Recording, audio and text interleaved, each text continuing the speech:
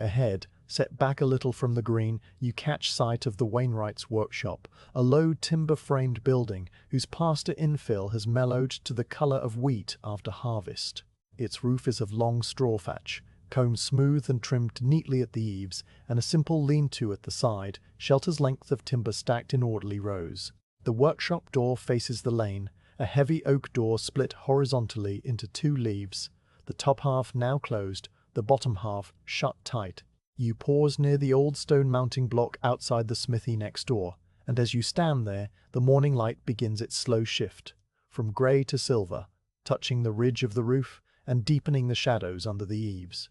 Presently, a figure rounds the corner by the signpost. The wainwright walks with the ease of a man who has risen at this hour for many years, his pace neither quick nor slow, his shoulders relaxed under a plain linen shirt and a dark waistcoat left unbuttoned. He wears a leather apron that is worn to a soft sheen around the knees, and his hands hang loose at his sides as he approaches the workshop. You watch him stop before the door and lift the wooden latch with a single upward motion of his thumb, and then he swings the top half outward, securing it against the wall with a small iron hook that chimes once, faintly, against the timber. Ducking under the opened top half, he steps inside and leaves the lower door closed, so that you are now looking through the open gap into a dim interior that smells of old oak dust and linseed and the gentle must of a space left to rest overnight. The wainwright moves into the darkness with the confidence of long familiarity, his shape merging with the shadows until you hear the soft scuff of a match being struck. A small flame wobbles to life, transferring its glow to the wick of a candle lantern that hangs from a beam just inside the door. The lantern glass is faintly smoked, and the light it casts is amber and quiet, pushing back the darkness only a little way at first, just enough to reveal the nearest surfaces. Now you can see the workbench standing in the center of the workshop, a thick slab of beech with legs as sturdy as gateposts, its top crisscrossed with the pale scars of countless blades and the faint ghost rings of glue pots set down hot. Along the back wall runs a rack of wooden pegs holding drawknives in two sizes, a spoke saw with its blade retracted, a bow saw, a brace and bits, and half a dozen chisels with handles of applewood darkened by the oil of hands. Below the rack, a row of marking gauges and mallets lies on a narrow shelf, and beside them rests a tin of finishing oil so tightly corked that it gives off no scent unless brought close. In the far corner, against the side wall, a few partly shaped wagon parts lean in a rough stack of fellow, with its curved outer rim still faceted from the adze, a pair of spokes squared at the hubs, and a cart beam resting on its side like a sleeper. The wainwright hangs the lantern on its accustomed hook, and the soft glow now catches the edge of a small cast-iron stove set on a brick hearth in the corner opposite the timber stack. He moves towards it with the same unhurried care that marks every action you have seen so far, crouching to open the small fire door and removing the ashpan from the previous day. He empties the fine grey powder into an iron bucket lined with damp straw, and the ash falls without a puff of dust, as if it too is still half asleep. From a wooden box beside the hearth he takes a handful of crumbled newspaper, tucking it loosely into the stove, and over this he lays a small nest of dry twigs snapped from the hedge trimmings kept in a willow basket by the kindling splitter. On top of the twigs he places two split billets of seasoned elm, their ends rough and pale, and then he lights the paper with a spill that he touches to the lantern flame, holding the thin wooden stick until it catches and burns with a low, steady flame of its own. The fire starts with a series of soft crackles,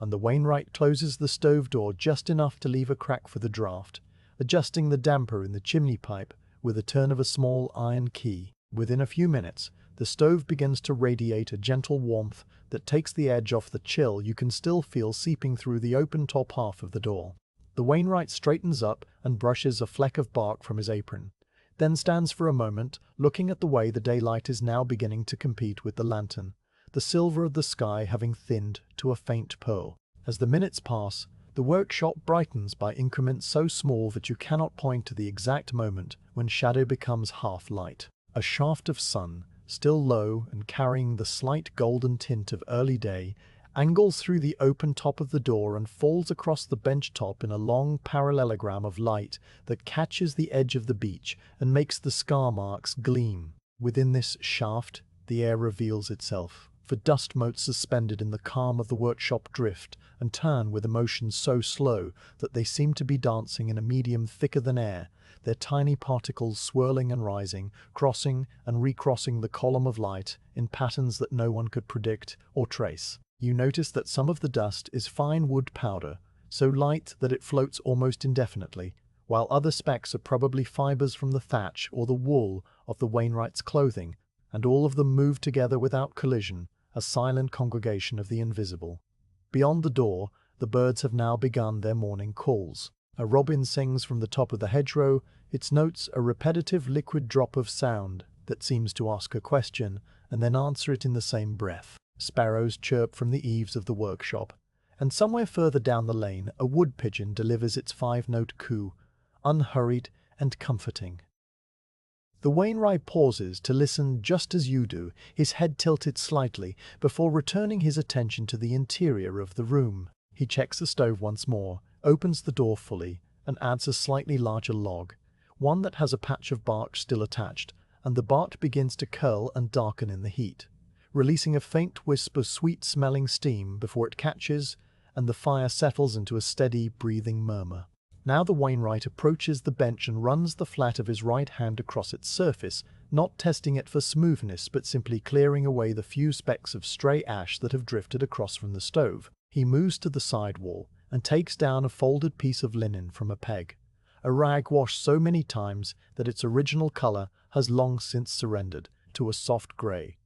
And he wipes the bench with slow, circular strokes that leave no smear behind, only the quiet scent of clean wood and linseed oil. While he does this, his gaze travels over the tools on the rack, and you sense that he is not counting them but greeting them in the way a person might nod to familiar stones along a daily path. The light from outside continues to strengthen, and the dust motes now appear thicker, their dance more pronounced as the shaft of sun widens and shifts along the bench, creeping towards the far edge where the wagon parts sit. You can see more details now. The way the spokeshave's blade has a faint mirror line along its cutting edge, the way the drawknife handles have worn smooth in 2 distinct finger grooves, the way the chisel ferrule are darkened with an old patina of sweat and oxide. The workshop itself seems to be waking up without hurry, each part of it becoming visible in its own time, revealed by the gentle progression of the sun.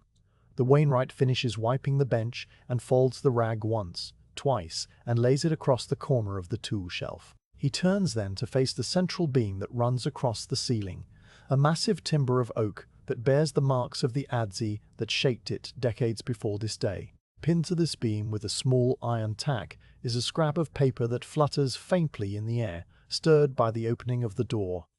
The paper is no bigger than a handbill, its edges slightly curled and marked with a thumbprint of dark ink. He reaches up without stretching, takes the tack out with his thumbnail, and brings the paper down into the lantern light to read it. The note is written in a plain, careful hand, with letters that slant a little to the left, as if the writer held the pen at an angle comfortable only to them. It asks, in few words, for a new wagon bow to be made for the farm cart belonging to a neighbor whose fields lie on the north side of the village, beyond the water meadow. The bow is needed before the haymaking begins, and the measurements length, width, and the desired rise of the arch are noted in small figures at the bottom of the scrap. The wainwright reads this request not once but 3 times,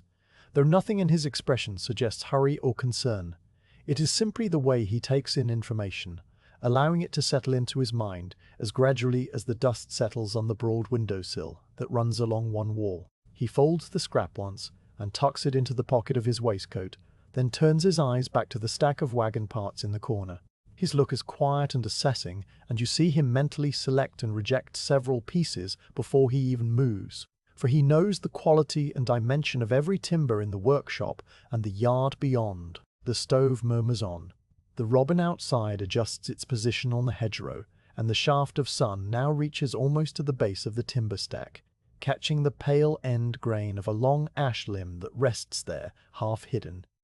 The wainwright does not immediately begin any work. Instead, he walks to the open top half of the door and rests his forearms on the lower leaf, looking out at the lane where the first true warmth of the day is now raising a light mist from the grass of the green. The village is still quiet, but you can hear, faintly, the distant lowing of a cow from the direction of the home farm, and the clink of a pail being set down somewhere near the well. A dog barks once and is silent. He remains there for several minutes, and during that time you too find yourself standing still, feeling the morning pass without any demand on your attention. After a while, he pushes himself away from the door, straightens his apron, and turns back to the bench. The scrap of paper rustles in his pocket. Outside, the birds continue to sing in the hedgerows, the same notes repeating in patterns that are never quite identical. And the dust motes continue to turn without end in the slowly travelling beam of light. You understand, without being told, that the day's work is about to begin in the most gradual way possible, but that for now there is only a workshop door open to the morning, a fire burning low and even, and the quiet thrum of a village just waking to itself. You follow the wainwright as he turns from the workbench and walks through the workshop towards a narrow door at the rear, one you had not noticed before because it stands in shadow behind the stack of half-finished wagon parts. This door is made of vertical elm boards held together by two horizontal battens and a diagonal brace, and it swings open on leather hinges that give only the softest sigh of friction. As he passes through, you see him reach to the left and take down a battered felt hat from a peg, one with a wide brim stained by weather and sweat, settling it on his head with a single practiced motion before stepping out into the small timber yard that lies behind the workshop. The yard is not large. It is a space enclosed on three sides by a low stone wall, patched here and there with older brick, and over it a simple open-sided shelter roofed with corrugated iron that has weathered to a quiet rust brown, a material still novel enough in 1810 to draw a passing glance. The fourth side is the back wall of the workshop itself, with its lime-washed plaster catching the morning sun and throwing a soft glare back into the yard. Under the shelter, lengths of timber rest on a series of low wooden bearers that keep them clear of the packed earth floor, and the air here carries the dry, clean scent of seasoned hardwood, mingled with the cooler, damper breath of the earth beneath. You step onto the beaten ground, feeling how it gives slightly underfoot, compacted by years of boots and barrows and the weight of fallen timber. The wainwright pauses just outside the door and lets his gaze travel slowly over the timber stacks, his eyes moving from left to right with the calm of someone who has looked upon this collection many hundreds of times yet still sees it fresh each morning. To your own eyes, the pieces at first appear as a jumble of logs and rough-sawn sections of varying lengths and thicknesses, some with bark still clinging in dark grey scales, others stripped partly by the sawyer's blade and showing the pale sapwood beneath. But as you stand there beside him, the arrangement begins to resolve into an order that you had not immediately perceived. The elm lies nearest the workshop door, cut into shorter billets suitable for naves and fillows, its grain tight and interlocked, while further along an assortment of oak beams, heavier and darker, wait for use as cart shafts and undercarriage timbers, their surfaces cross-hatched with drying checks that the wainwright will know how to work around. Beyond them, in the corner where the roof slopes lowest, the ash rests in its own quiet group. The ash timber forms a small, deliberate collection of perhaps 15 pieces. Some are straight lengths, split from a single trunk, the cleaved surfaces showing the long, parallel grain lines that make this wood so reliable under bending stress. Others are natural crooks and curved branches that were set aside during the felling season because the wainwright had seen in their shape the promise of a wagon bow or a plough handle cut from the point in the tree where the main trunk branched outward after many years of slow growth, creating a sweeping curve through the fibers that no steam bending could ever match in strength. It is towards this group that his attention now settles, and you sense a slight tilting forward of his posture, the barest inclination of intent. He steps under the shelter and stands before the ash pieces, his felt hat brushing a low rafter from which a cobweb drifts, its maker long gone. The first piece he touches is a branch section roughly 4 feet long and as thick as a man's thigh at its wider end. He stoops slightly, runs the flat of his left hand along the bark, feeling the rough topography of its surface, and then presses his thumb against the wood as if asking it a quiet question of density and moisture. After a long moment he lifts his hand, gives a small shake of his head that is more to himself than to any observer, and moves on.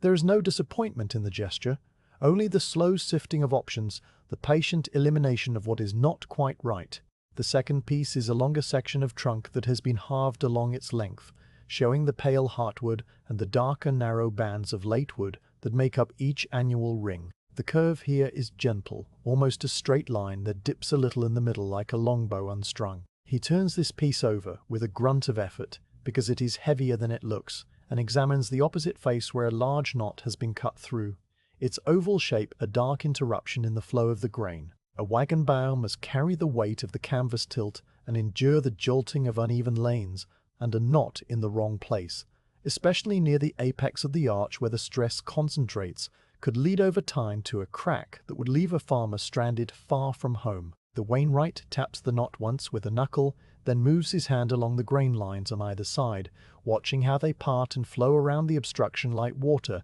around a stone in a stream. He straightens up, tucks his fingers under his apron bib, and considers the piece for a full minute before finally leaning it back against the stone wall, its ends on the ground and its middle propped against the bearer, a quiet rejection. Now he turns to the leftmost end of the ash collection, where a section of a large branch has been resting in the deep shade cast by the shelter roof. This piece is longer than the others, close to 5 feet, and as he bends to lift it, the morning sun shifts just enough to fall across its full length, illuminating the natural curve that runs through it from end to end. The curve is not perfectly circular, nor would one want it to be. It sweeps upward from a base section that is thick and solid, rising through a gentle arc that tightens slightly towards the far end, exactly the kind of organic geometry that a tree produces when a lateral branch fights for light on the outer edge of a woodland canopy. The bark is intact over most of the surface, grey and fissured in the way of mature ash,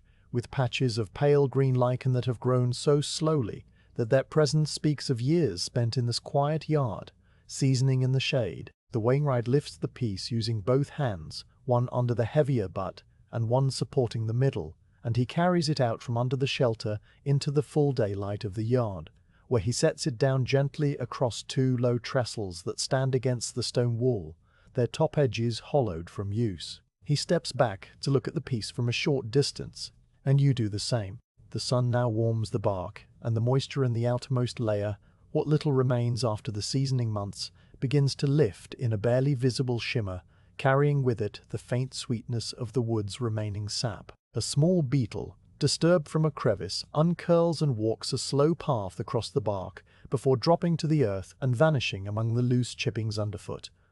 Now the wainwright begins his examination in earnest. He walks around the piece on the trestles, pausing at the butt end where the saw-cut face reveals the full circular section of the branch. Here, the growth rings are clearly visible, each one recording a year of the tree's life in the wood pasture beyond the village. The rings are wide in the first few inches from the center, the product of young vigor and abundant light, and then they narrow gradually as the tree aged and the canopy closed in, a gradual tightening that speaks of steady, unrushed maturity. The heartwood is a warm brown olive color, while the sapwood forms a paler ring around it, about 1 inch thick, and the boundary between the two is distinct without being harsh. He counts the rings not by pointing but by letting his eyes travel inward in a slow spiral, and you know he is doing this because you see his lips move by the slightest fraction, a silent tally that reaches perhaps 40 or 50 before he nods and moves on. He walks along the side of the piece now,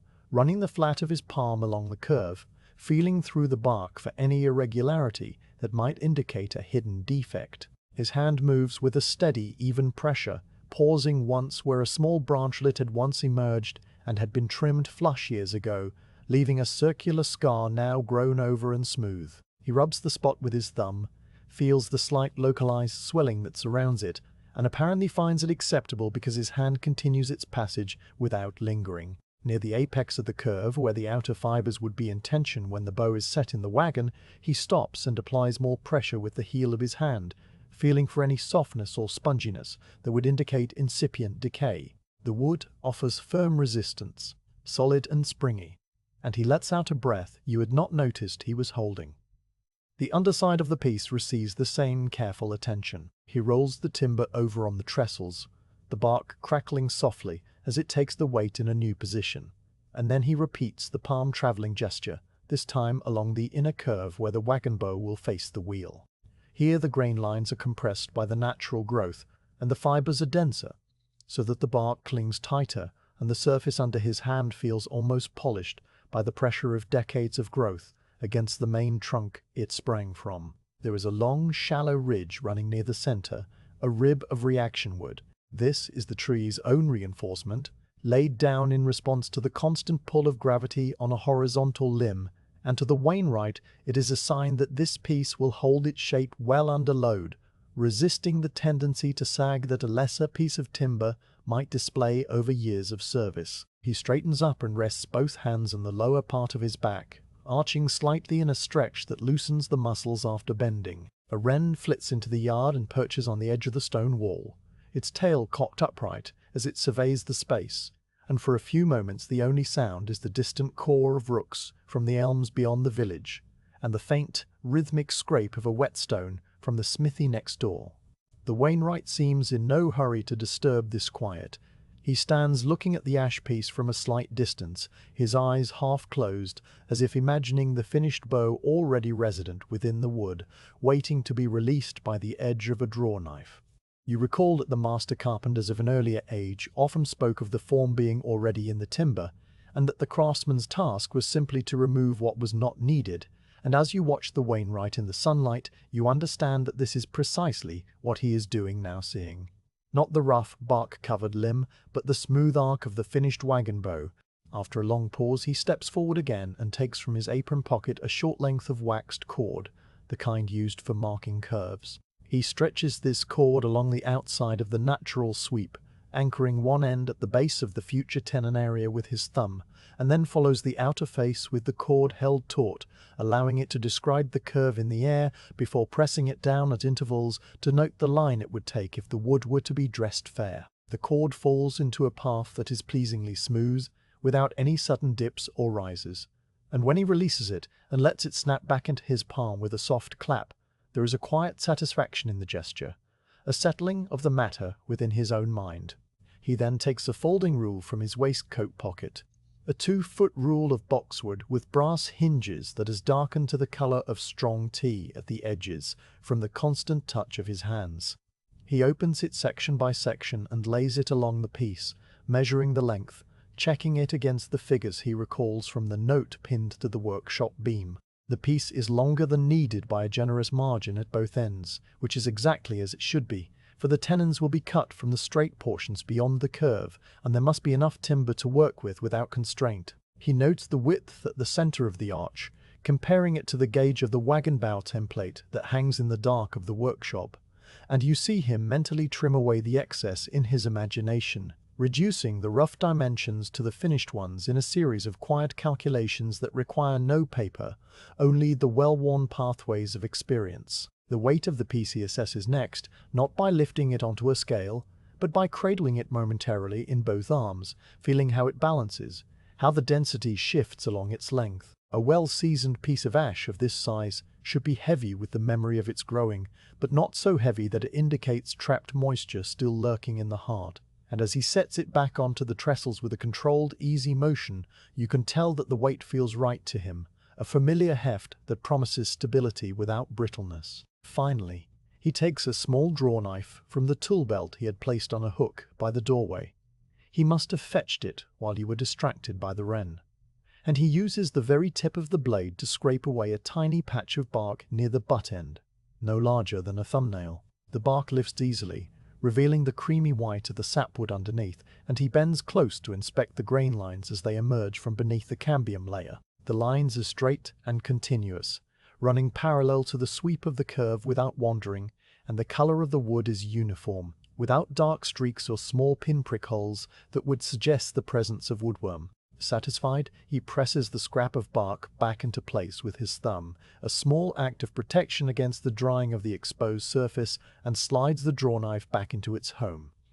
Now the decision is made, though he does not announce it in words. Instead, he lifts the piece from the trestles, cradles it with one arm along its length and the other supporting the heavier end, and begins to carry it back towards the workshop door. The curve of the ash bobs gently with each step, the bark shedding a few dry flakes that fall and settle on the beaten earth of the yard, and the wainwright walks slowly under the yard shelter, past the stacks of elm and oak, ducking slightly as he passes through the low door into the workshop interior, where the lantern still burns, though it is now almost unnecessary. The fire in the stove has settled into a bed of glowing embers, releasing an even warmth that meets you at the threshold. Inside, he eases the ash piece down so that it leans against the end of the workbench, its butt resting on a clean offcut of deal that will prevent the workshop floor from marking the end grain. The piece now occupies a space within the room, a new presence among the familiar arrangement of tools and jigs, and the wainwright steps back to look at it once more in the different light that filters through the open top of the front door. The amber of the lantern, the silver of the daylight, and the faint orange of the stove embers all layer themselves across the bark, and the natural curve stands out with a clarity that makes it seem almost inevitable, as if the wood had always been intended for this exact purpose, waiting through seasons of wind and rain and sun in the yard until this particular morning in 1810. The wainwright brushes a few fragments of bark from the front of his apron, checks that the ash piece is standing securely against the bench with no risk of slipping, and then turns to the note still folded in his waistcoat pocket, taking it out and placing it under a small lead weight on the bench corner, where it will remain as a quiet reference throughout the hours to come. The numbers written there in faded ink now have a material counterpart leaning against the scarred beech, and the first stage of the work has passed from intention into gentle, unhurried action. The wren outside flies away, the rooks circle above the elms, and the workshop settles into the stillness that comes before the drawknife is lifted from its peg. The ash piece now leans against the workbench end, its butt resting on the block of clean deal, and you watch the wainwright as he stands before it without touching it for some while, simply looking. The workshop door remains open at the top half, and the daylight from the lane now carries the full, cool white of the morning well advanced, but within the room the lantern still burns, and the stove still breathes its low warmth into the air, so that the space is held in a gentle contest between natural and made light, neither winning nor needing to. The wainwright's hat has been returned to its peg by the back door, and his hair, a mix of grey and brown, lies flat where the brim pressed. He draws a slow breath and steps close to the ash, and the quiet study that now begins unfolds with a patience that asks nothing of the clock. He lowers himself onto the same three-legged stool that you saw earlier near the bench, settling his weight so that the stool's feet find their familiar hollows in the packed floor. From this position, his eyes are level with the middle section of the ash piece, and he reaches out with his left hand to rotate the timber slightly, turning it not in a full revolution, but in small increments of a few inches, pausing after each slight shift to inspect what the new angle reveals. The bark, now illuminated by the crossing lights of lantern and sun, shows its full character vertical fissures that reach deep into the corky outer layer, shallower cracks that web between them, and patches where the grey gives way to the muted silver-green of lichen that had grown on the skyward side of the branch during its years in the yard. As he turns the piece, these features pass before his eyes in a slow parade, and you notice that he does not simply look at the bark, but beyond it, as if the rough surface were a curtain he could see through into the wood beneath. The first long pause comes when the sawn butt end is presented fully to him. This circular face, cut clean by a cross-cut saw many months ago, and now seasoned to a matte smoothness, reveals all the years of the limb's life in concentric rings. The wainwright leans forward and rests his elbows on his knees, bringing his face within a foot of the endgrain, and you see his gaze trace a path from the tiny dark dot of the pith at the center, outward along the rings. The center is not perfectly round, for the branch grew outward from the main trunk at an angle, and so the rings are wider on the lower side where the wood had to bear the weight in compression. This eccentricity is something the wainwright notes but does not judge. It is simply a fact of the tree's existence, a record of its struggle and its balance, and it tells him which face of the finished bow should face the wheel and which should face the sky.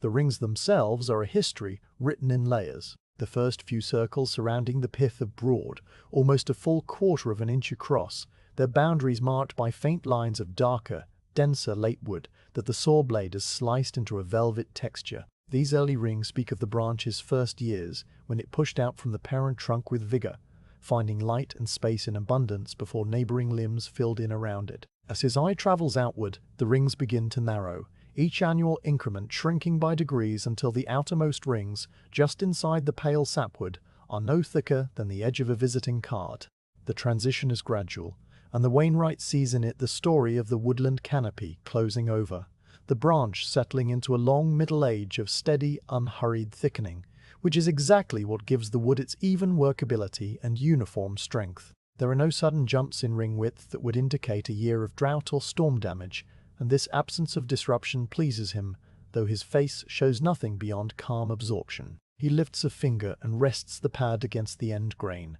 feeling the alternating zones of early wood and late wood as a subtle corrugation. The early wood soft and open to the touch, the late wood resistant and almost horn-like. He runs his fingertip in a slow spiral from the outer edge inward, counting, though his lips do not move this time. When he reaches the center, he lifts his finger and rubs the fine dust from it onto the side of his apron,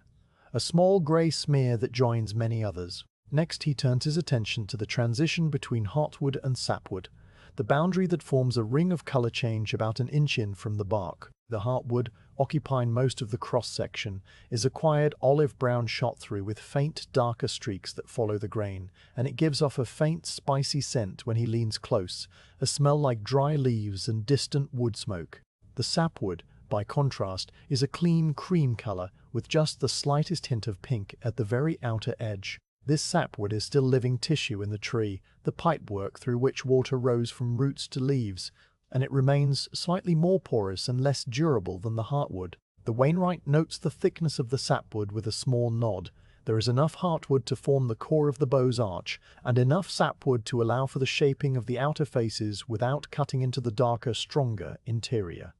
The balance is proper, and he moves on. Now he slides his stool sideways along the bench, a short scoot of wood on earth that produces a dusty whisper, and positions himself so that he can follow the grain lines along the length of the ash piece. The bark, for all its roughness, is not an entirely opaque covering. In places the grain beneath presses through, creating long, shallow ridges that run parallel to the curve, and the wainwright traces these ridges with the flat of his hand, moving from the butt end up towards the apex and then down towards the thinner end. His hand moves at the pace of a slow breath, traveling perhaps 6 inches in the time it takes you to blink and settle again. Where the ridge dips or rises, his hand follows without resistance, mapping the 3-dimensional flow of the fibers that he will later follow with a cutting edge. At one point, he stops and presses harder with his fingertips, detecting a slight flattening of the grain beneath a section of bark that appears no different from the rest. He takes a small scratch awl from the bench,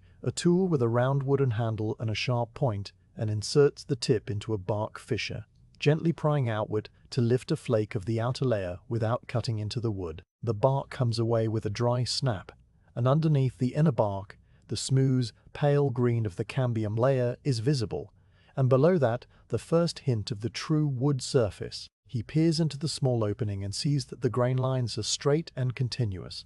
without the small swirls or distortions that would indicate a dormant bud or an old wound.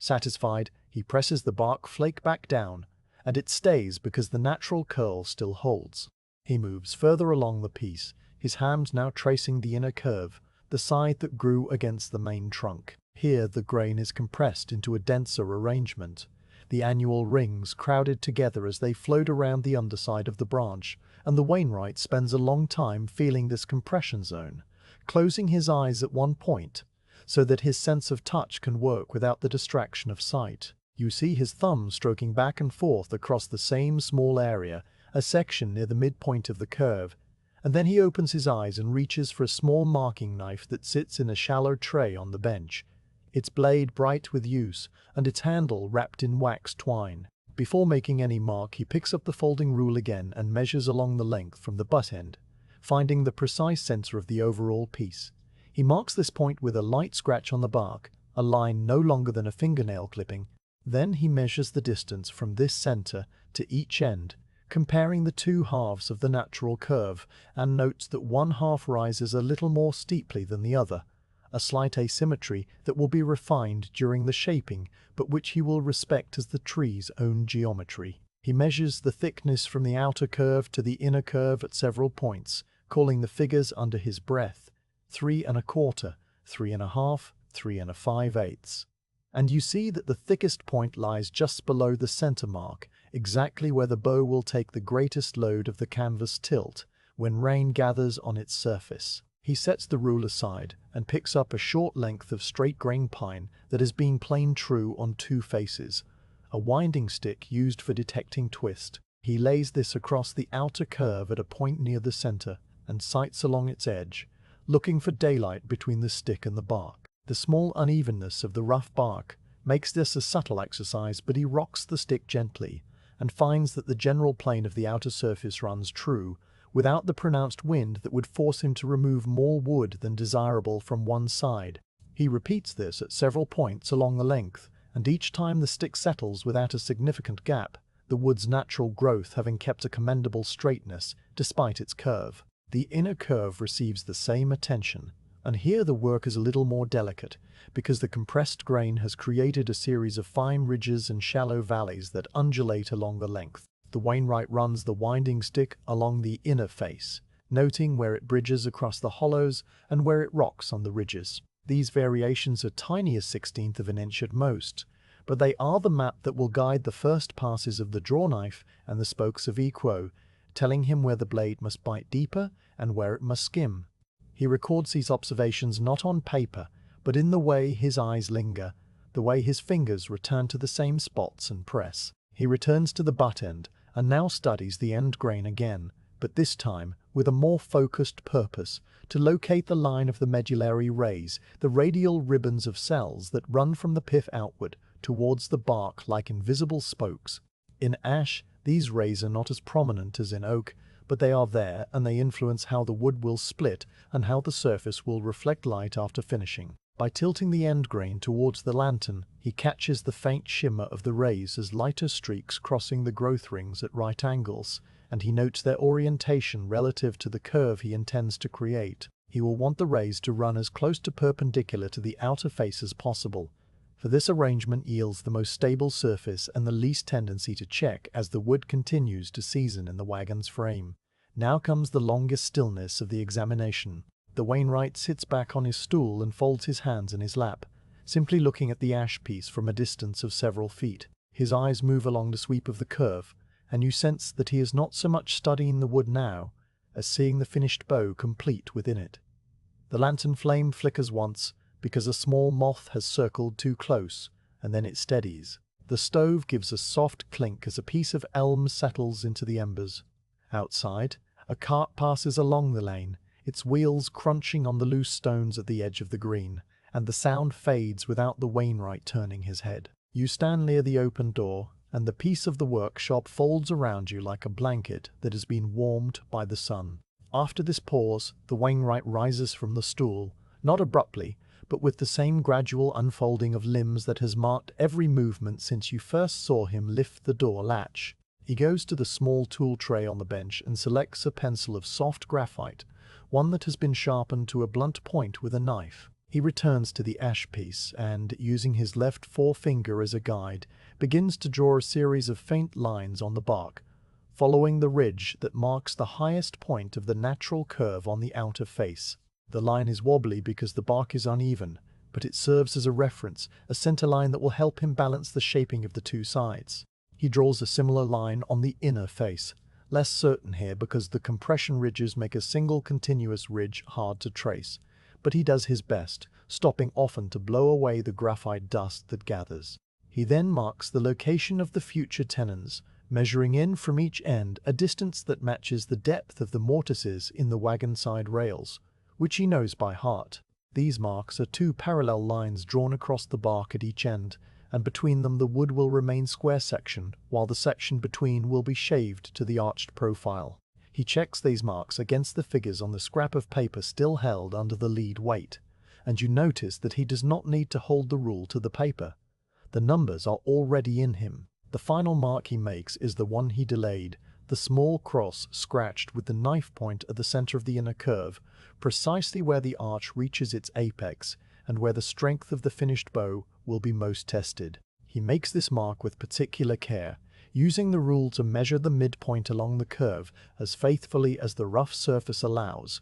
and then he deepens the scratch with 2 light passes of the knife so that it will not disappear under the first shavings of the drawknife. This mark, no bigger than a cross-stitch, is his anchor for the shaping to come, the quiet center of a process that will unfold over many hours and many hundred strokes of blade on wood. With the marking complete, he sets the pencil and knife back in the tray and wipes his hands on the linen rag that still lies folded at the bench corner. He stands back and surveys the ash piece one more time, and now the timber is no longer simply a section of a tree branch resting against a workbench. It is a thing that has been read and understood, a collaboration between the growth of decades and the attention of a single morning. The bark still covers it, the lichen still clings, the scent of the yard still hangs about it, but in the wainwright's mind it is already a wagon bough, its curve defined, its tenons located, its grain respected. You feel that understanding settle into the quiet of the room,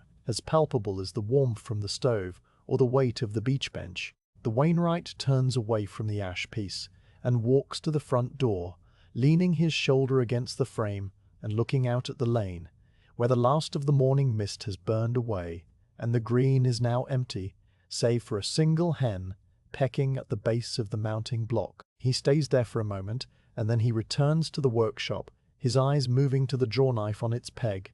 The reading of the wood is done. The grain has spoken all it needs to say, and the blade is waiting. With the ash piece now leaning against the workbench, its long, pale curve a quiet promise in the corner of your eye, the wainwright turns his attention to the tools that will be needed for the hours ahead. He does not immediately reach for the drawknife or the spokeshave, but instead stands for a moment in the center of the workshop, letting his gaze move across the wall rack as if greeting each tool in turn. His expression that of a man who knows the character of every blade and handle in his keeping. The lantern still flickers above, its amber glow now thoroughly overtaken by the broad daylight that pours through the open top half of the door, and the two light sources blend into a soft general illumination that leaves no corner entirely in shadow. The first thing he does is clear the bench more thoroughly than before. He removes the small lead weight and the scrap of paper, placing both on the narrow shelf under the window, and then lifts away the folded rag, the stray piece of deal, and a small tin of beeswax that had been pushed to the far end. With the surface bare, you can see the full extent of the beech top, its edges rounded from decades of contact with aprons and sleeves, its middle section slightly hollowed from the repeated passage of planes and the pressure of workpieces clamped and unclamped. The wainwright runs his palm across it, not testing for flatness, but simply feeling its temperature, noting a slight coolness near the far end, where the morning sun has not yet reached. He then walks to the corner by the stove and picks up a stiff bristled brush with a handle worn dark and shiny, and he sweeps the entire bench surface with slow, overlapping strokes that gather a fine dust of wood flour and ash and push it gently over the edge into a waiting palm held below. The dust he tips into the kindling basket without ceremony, and the brush is returned to its hook.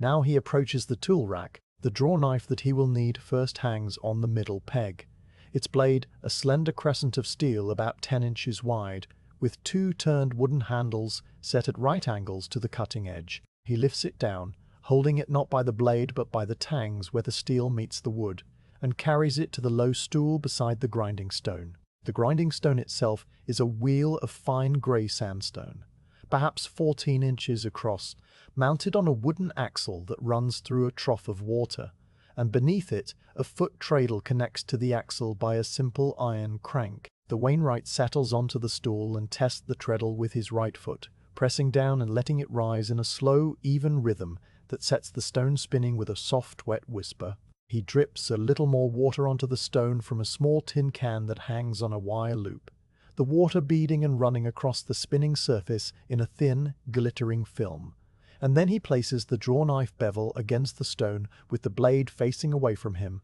the handles resting in his relaxed grip. The angle is not measured with any gauge, but held by the memory of countless sharpenings, a tilt of the wrist so familiar that it has become part of his body's vocabulary. The stone turns, and the steel meets it with a faint, high sound that is somewhere between a hiss and a sigh, the abrasive grains cutting into the worn edge and beginning the slow work of restoring a keen, even bevel. He works one side of the blade first, moving the drawknife laterally across the stone in a steady, sweeping motion that ensures no single spot on the stone wears unevenly. The sound rises and falls slightly as he shifts pressure, and you watch the water on the stone surface carry away a thin, grey slurry of steel and grit, which drips slowly into the trough below. Every few passes he pauses to dip his fingers into the water and wipe the blade clean, tilting it to the light to inspect the line of the bevel, and then resumes with the same unhurried cadence.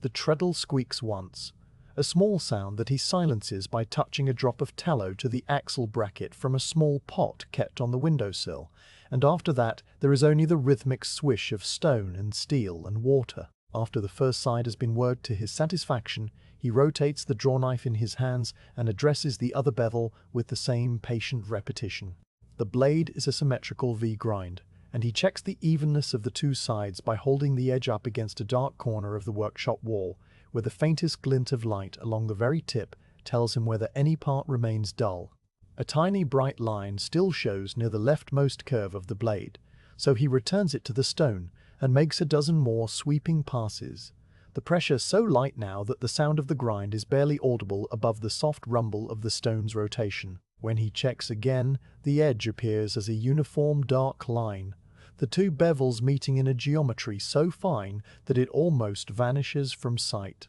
He lifts his foot from the treadle and allows the stone to coast to a gradual stop, its wet surface glistening in the morning light. The drawknife he dries carefully with a clean rag, wiping the blade from spine to edge with a single decisive motion, and then he sets it aside on the bench and turns to the strop. This is a rectangle of thick leather glued to a flat paddle of limewood, the leather dressed with a fine abrasive paste that has stained it a dark grey over years of use. The paddle has a handle at one end, and he holds this firmly as he draws the drawknife across the strop in long, controlled strokes, the spine leading and the edge trailing, alternating sides after each stroke. The sound now is a gentle, soft shushing, and the action is so repetitive that you find your own breathing beginning to align with its rhythm. When the stropping is complete, the wainwright tests the edge one final time on a scrap of pine that lies in a box of offcuts beneath the bench. He holds the drawknife in both hands and pulls it lightly across the end grain of the scrap, and the blade sinks in without resistance, lifting a paper-thin shaving that curls away and drifts to the floor. He nods once, very faintly, and hangs the drawknife on the front edge of the bench, its blade facing outward and ready, while he turns to the next tool. The spokeshave hangs higher on the rack, a small thing of brass and steel, with two wing-shaped handles and a blade that sits in an adjustable mouth. He takes it down and disassembles it with a few turns of a thumbscrew, lifting out the blade and the chip breaker that sits above it, and he examines the flat back of the blade first. This he polishes not on the wheel but on a flat oilstone that sits in a wooden box on the end of the bench, a stone of a softer, finer grit than the grinding wheel, its surface slick with a thin film of light machine oil. He lays the blade back against the stone and rubs it in small, circular motions, checking frequently for flatness by holding the blade against the light and looking for any remaining dark spots that indicate hollows. The process is slow and exact, and he pauses once to add a drop of oil to the stone from a small glass bottle, the oil spreading in a rainbow sheen. The bevel of the spokes of blade he treats with a small, fine slipstone that he has kept soaking in a jar of water, a stone shaped like a rounded triangle that fits the curve of the blade perfectly. He holds the blade in his left hand and the slipstone in his right, working the bevel with short, precise strokes that follow the original angle exactly, and the slurry that forms is pale and milky, running down over his thumb and dripping into the jar. When both back and bevel gleam with a uniform satin finish, he reassembles the spokes half, setting the blade depth with a small brass wheel until it protrudes by the merest fraction of a hair's breadth, and he tests it on the same pine scrap, pushing it forward across the grain with a low, smooth sound that seems to please him, for he sets it down next to the drawknife without a further adjustment. Now he turns to the scrapers, which lie not on the rack but in a shallow drawer beneath the tool shelf, each one wrapped in an oiled cloth to prevent rust. He takes out a rectangular cabinet scraper, a piece of hard steel about the size of a playing card, and a curved scraper with a hollow ground edge that matches the inner arc of a wagon bow. The edges of both show faint wear, a rounding over of the burr that was raised during the last use, and he knows that a fresh burr must be drawn before the final smoothing can begin. He uses a fine file first, a slender 3-square file that has no handle but a length of string wrapped around its tang, and he draws it along the edge of the cabinet scraper at 90 degrees, flattening the worn edge and leaving a bright, square corner. The sound of the file is a crisp, repetitive zip, each stroke identical to the last, and he turns the scraper frequently to ensure that the filing remains square and true. The burr itself is raised with a burnishing tool, which he takes from the same drawer, a polished steel rod, shaped like a small chisel handle with a smooth, hard tip. He clamps the scraper in a small vise attached to the end of the bench, the steel protruding just enough, and draws the burnisher along the edge at a slight angle, pressing firmly once, twice, 3 times on each face, until a fine, even hook of metal rolls over along the entire length. He checks the burr with his thumbnail, feeling the faint catch that indicates a good edge, and then wraps the scraper in its cloth and places it on the bench. The curved scraper receives the same treatment, though the filing requires a little more care because the hollow edge cannot be reached with a flat file. Instead, he uses a round file of exactly the right diameter, turning it slowly as he pushes it along the curve, and the burnishing afterwards is done with a curved burnisher that he keeps for this purpose alone. The chisels, the mallet, the marking gauge, and the folding rule are all inspected in turn. There none requires sharpening this morning. He runs a thumb across each chisel's bevel, feeling the same keen edge that was there when he put them away, and the mallet he checks only for looseness of the head, giving it a single firm tap on the bench top to confirm that the handle is still tight in its tapered mortise. The marking gauge has a small pin that scratches a line in the timber, and he tests it on the pine scrap, drawing a fine, straight line that runs true to the edge, leaving a faint groove that will guide the saw and chisel later. The folding rule he opens and closes once, watching the brass joints move without stiffness, and then he sets it beside the scrap of paper still weighted on the window shelf. With all the tools for the roughing out and shaping now laid on the bench or close at hand, the wainwright turns his attention to the ash piece itself. He lifts it from its leaning position against the bench end, cradling it as before, and walks it to the V-blocks that stand ready. These are 2 wooden blocks, each cut with a deep V-shaped notch on its upper face, and they are spaced along the bench top at a distance that he adjusts by eye to support the ash near its ends. He sets the piece down gently into the notches, where it settles with the natural curve facing upward like the arch of a small sleeping animal, and then he takes from under the bench a long strap clamp made of a canvas band and a simple iron ratchet. The strap he passes around the ash piece and under the bench top, pulling it snug but not overly tight, and he secures the ratchet with a series of quiet clicks that stop when he can push against the timber without shifting it in the blocks. He tests the steadiness by placing both hands on the apex of the curve and pressing down with a moderate force, and the piece does not rock or slide. It remains firm and true, the grain lines now lying exactly horizontal to the bench surface, which is the orientation best suited for the drawknife work to come. The strap clamp's tail hangs down to one side, and he tucks it under the bench out of the way. Now he returns to the window and takes up the wagon bow template that has hung on its wall hook all morning. The template is a thin board of straight-grained pine cut to the exact inner curve of a standard wagon bow, its edges painted with a thin wash of red ochre, so that any contact with the workpiece will leave a visible witness mark. He places the template on the bench beside the ash piece, not yet using it, but letting it rest there as a reference and a reminder of the final shape that lies hidden within the rough timber. The red edge makes a vivid contrast against the grey bark and the pale beech of the bench, and in the growing light of the morning it seems almost to glow, a quiet beacon of the work to come. The fire in the stove has meanwhile burned down to a deep bed of coals that give off a steady, even warmth without any visible flame, and the wainwright adds a single small log before returning to the bench. He does this not because he is cold, but because the temperature in the workshop affects how the wood will behave under the blade.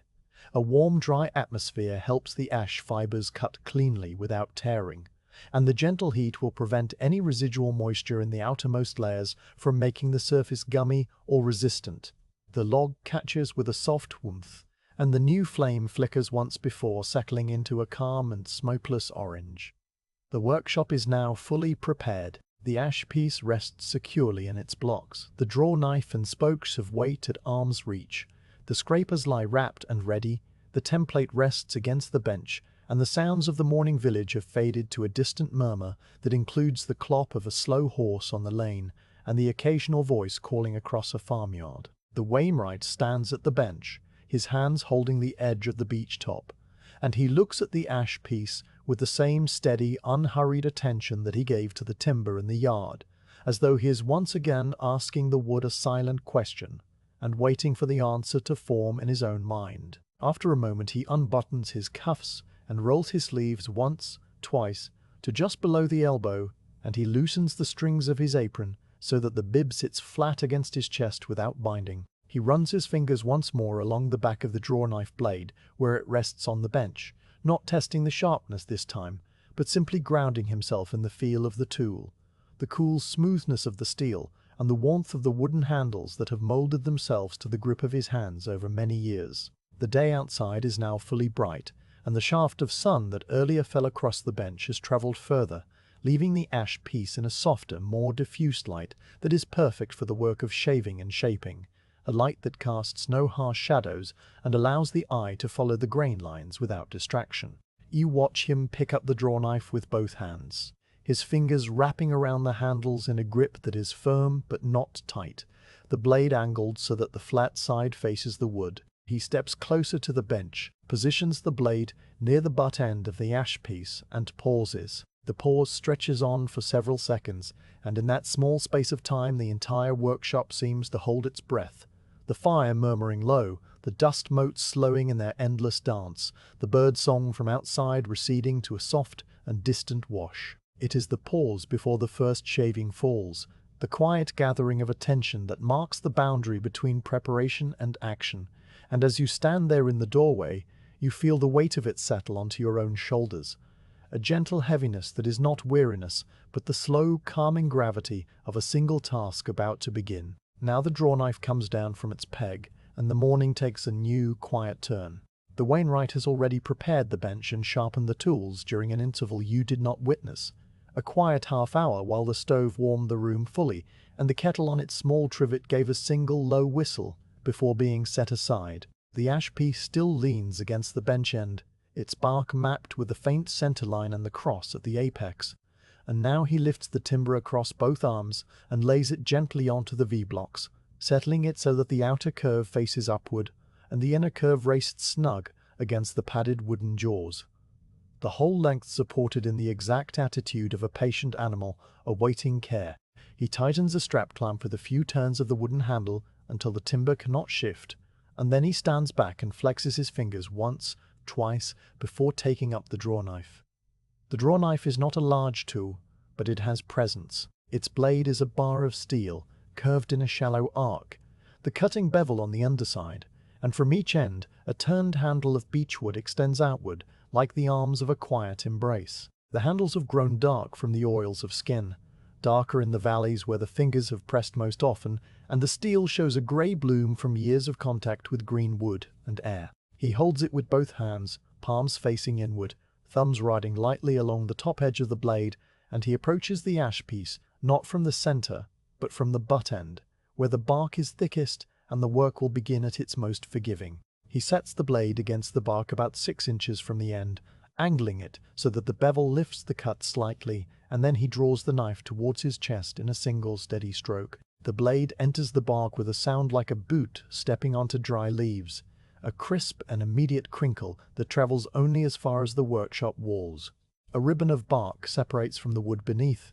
curling away in a strip that is grey on the outside and fibrous tan on the inside, and it falls to the floor in a loose coil without any weight behind it. The wainwright does not pause to inspect this first cut. He shifts his grip by a fraction, repositions the blade a little further along, and draws again. The second strip peels away beside the first, and now a small window of pale wood appears, the color of fresh cream. He works methodically along the outer curve, stroke following stroke with a rhythm that has no hurry in it, but also no hesitation. The drawknife travels perhaps 8 inches with each pull, the distance determined by the natural reach of his arms, and then he stops to slide his hands along the handles to a new position before beginning the next cut. Each stroke removes a shaving that is slightly thicker than a playing card, and the bark separates cleanly because the cambium layer underneath has dried to a brittle, papery consistency over the months of seasoning. The floor around the bench begins to gather a scatter of these fragments, some curled into tubes, others lying flat like scraps of old parchment, and they make no sound beyond the initial whisper of the knife. As he moves towards the center of the piece, the bark texture changes under the blade. The outer portion near the butt had been rough and deeply fissured, requiring a slightly firmer pull. But now the bark becomes smoother, younger, having grown in the later years of the branch when the tree's energy shifted from upward reach to steady thickening. The drawknife glides through this section with less resistance, and the shavings come away in longer, more continuous ribbons that hold together for a foot or more before breaking under their own weight. The wainwright adjusts his angle minutely, feeling the changing density through the handles, and you see his shoulders remain relaxed, his breathing even. The motion of his arms a slow and regular seesaw that would be hypnotic to watch for any length of time. When he reaches the apex of the curve, marked by the small knife-scratched cross, he pauses and turns the drawknife over to inspect the blade edge. A fine white dust has accumulated along the bevel, mixed with a trace of the wax he had used on the strop earlier, and he wipes this away with the cuff of his sleeve before touching the edge lightly with the pad of his thumb. The steel is still sharp, still catching the light in the thin line, and he finds it satisfactory because he returns the knife to the wood without crossing to the grindstone. Now he begins working around the apex itself, where the bark follows the tightest part of the bend. Here the curve changes direction as the branch once turned skyward, and the grain lines underneath the bark fan out in a subtle radiation that the drawknife must follow rather than oppose. He shortens his strokes, pulling the blade only 4 or 5 inches at a time, tilting the handle slightly so that one end of the blade leads and the other follows,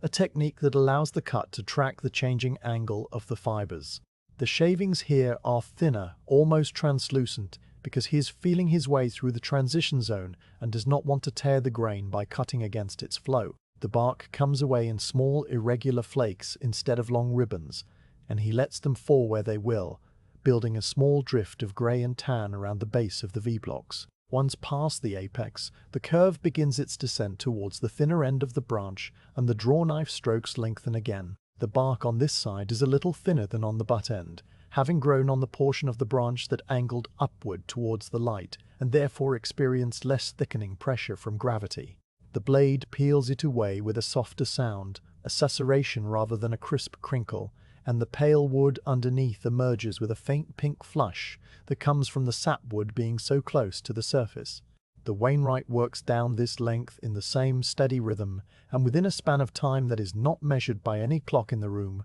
but only by the gradual lightening of the floor around the bench, the last of the bark separates from the tip and falls. He draws the knife one final time along the entire length of the outer face, this time with the blade angled so flat that it barely kisses the surface, removing the last remnants of inner bark and the small patches of cambium that have clung to the more irregular spots. The wood now breathes freely for the first time since it was cut from the yard, and the scent that rises from it is fresh and green, with a hint of something nutty, like fresh hazel. You feel it reach you at the door, a clean smell that cuts through the older, settled air of the workshop and mingles with the wood smoke from the stove. The wainwright straightens up, places the drawknife on the bench with the blade facing safely away, and rotates the ash piece in the V-blocks so that the inner curve now faces upward. The strap clamp is loosened, the timber shifted, the clamp re-tightened, all with the same deliberate care. The inner curve still wears its bark, darker here because the branch grew pressed against the parent trunk and received less light, even in the yard. The fissures are shallower, the surface more compact, and the wainwright takes up the drawknife again with the same patient grip. He begins at the center of the inner curve, where the compression ridges he had felt earlier lie closest to the surface, and he makes his first cut with a lighter hand than he used on the outer face. The blade enters more reluctantly because the bark is denser and the grain beneath runs in tight, crowded lines, and he must rock the knife very slightly from side to side as he pulls to encourage the cut without forcing it. The shaving that emerges is different in character, shorter and more fibrous, with streaks of darker brown where the inner bark has stained the wood. He works outward from the center in both directions, clearing a band perhaps 4 inches wide before moving along the length, and the pale surface that appears is noticeably smoother than the outer face, polished by the compression of decades. The sound of the drawknife on the inner curve is a lower note than before, less of a crinkle and more of a soft, drawn-out sigh, as if the wood were exhaling as it is uncovered. The shavings collect in the hollow formed by the inner arch, and every few minutes the wainwright pauses to brush them away with a sweep of his hand, clearing the work so that he can see the emerging surface. He checks the grain lines as they appear, following them with his fingertip to confirm that they run true along the curve without the sudden dips or swirls that would indicate a knot or a wound. None appear, and each pause for inspection ends with the same small nod. When the inner curve is completely stripped of bark, he turns the piece once more so that the remaining sides, the narrow edges that will form the width of the bow, are accessible. These edges still carry strips of bark about 2 inches wide, running the full length on both sides. The drawknife work here is delicate because the edges are narrow and the blade must be held at a consistent angle to avoid cutting into the already cleaned faces. He uses short, careful strokes, pulling the knife with one hand more than the other to tilt the blade just enough, and the bark on these sides falls away in frail ribbons that remind you of the papery skin of an onion. With all the bark removed, the ash piece lies across the V-blocks entirely transformed. What was a rough, lichened section of branch is now a long, sweeping curve of pale wood, its surface still slightly faceted from the drawknife passes but already showing the fundamental shape of the wagon bow that has always been inside it. The natural arch is fully visible now, a sweeping line that rises from the straight section at each end, climbs through a gentle curve and reaches its highest point at the scratched cross. The color of the wood varies along the length, a creamy white at the ends where the sapwood dominates, a warm olive at the center where the heartwood lies closer to the surface, and faint streaks of darker grain that flow along the curve like the lines on a map of gentle hills. The wainwright lays the drawknife on the bench and runs both palms along the bare wood, feeling the full length of the curve. His hands move slowly, one on the outer face and one on the inner, and where they pass you see the surface change slightly as the last of the cambium dust is rubbed away by the friction of his skin. He pauses at the apex and presses gently with both thumbs, testing the spring of the arch, and the wood gives the barest hint of flex before settling back, solid and alive. The curve is not yet true to the template, but the essential geometry is there, a gift from the tree's own years of reaching towards the light. He steps back from the bench and stretches his arms out once, rolling his shoulders, and then walks to the open front door. The morning has moved on while the bark has fallen, and the sun is now high enough to cast a shorter shadow from the doorframe across the workshop floor. The birds have quieted, their dawn chorus replaced by the more sporadic calls of midday, and the lane is empty save for a thin drift of dust kicked up by some earlier cart. The wainwright stands in the doorway for a minute, breathing the cooler outside air, and then returns to the bench where the clean ash waits, its surface pale and promising. He retrieves the drawknife and makes a few lighter passes along the outer face, not removing bark this time, but beginning the first tentative shaping, knocking off the high spots and the slight ridges left where the bark had been thicker. The shavings now are of clean wood, pale and long, and they curl into spirals that hold their shape before dropping. The scent of fresh ash intensifies, filling the workshop with a sweetness that is almost floral, and the dust motes in the sunbeam dance a little faster as the air is stirred by the motions of the blade.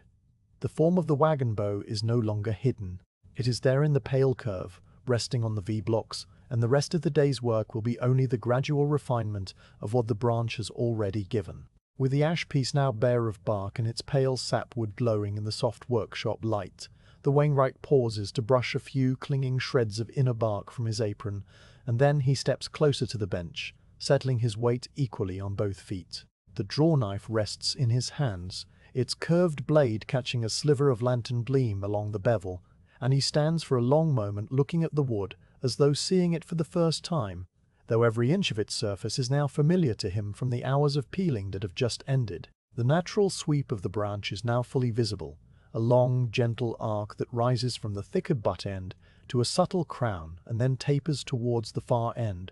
and the grain lines that were hidden by the bark now lie exposed, running in close, parallel streams along the whole length like watercourses seen from a high hill. He begins by repositioning the ash piece in the V-blocks, loosening the strap clamp with a few clicks of the ratchet and rotating the timber, so that the outer curve, the side that will face the sky when the bow is fitted to the wagon, now faces upward. He retightens the clamp, and the ash sits steady, its pale flanks catching the light from the open door and the lantern together, the two sources mingling so that no harsh shadows obscure the surface. He runs a palm along the outer face, feeling the slight undulations left by the bark removal, the fine ridges and hollows that the drawknife will now erase, and then he lifts the blade and sets the flat of the steel against the wood near the butt end, the bevel facing upward, the handles held lightly but securely in both hands. The first stroke of the roughing out is unlike the peeling strokes that came before. Those were shallow, cautious, exploratory. This one is deeper and more deliberate, a smooth pull of the blade towards his chest that removes a thick shaving, perhaps a full 1/8 of an inch at its center, the wood curling up over the blade in a pale ribbon that coils like a fern frond in spring. The sound is a low, tearing whisper, the fibers parting cleanly because the blade is sharp and the angle is correct, and the shaving falls away onto the growing pile at his feet. He pauses to look at the exposed surface, tilting his head a little to catch the light along the new facet, and then he makes a second stroke parallel to the first, overlapping the first cut by half a blade's width, and another ribbon joins the first on the floor. He works his way along the outer curve in a steady sequence of pull strokes, each one traveling perhaps 6 or 8 inches before he resets his grip and begins again. The motion is rhythmic and repetitive without being mechanical.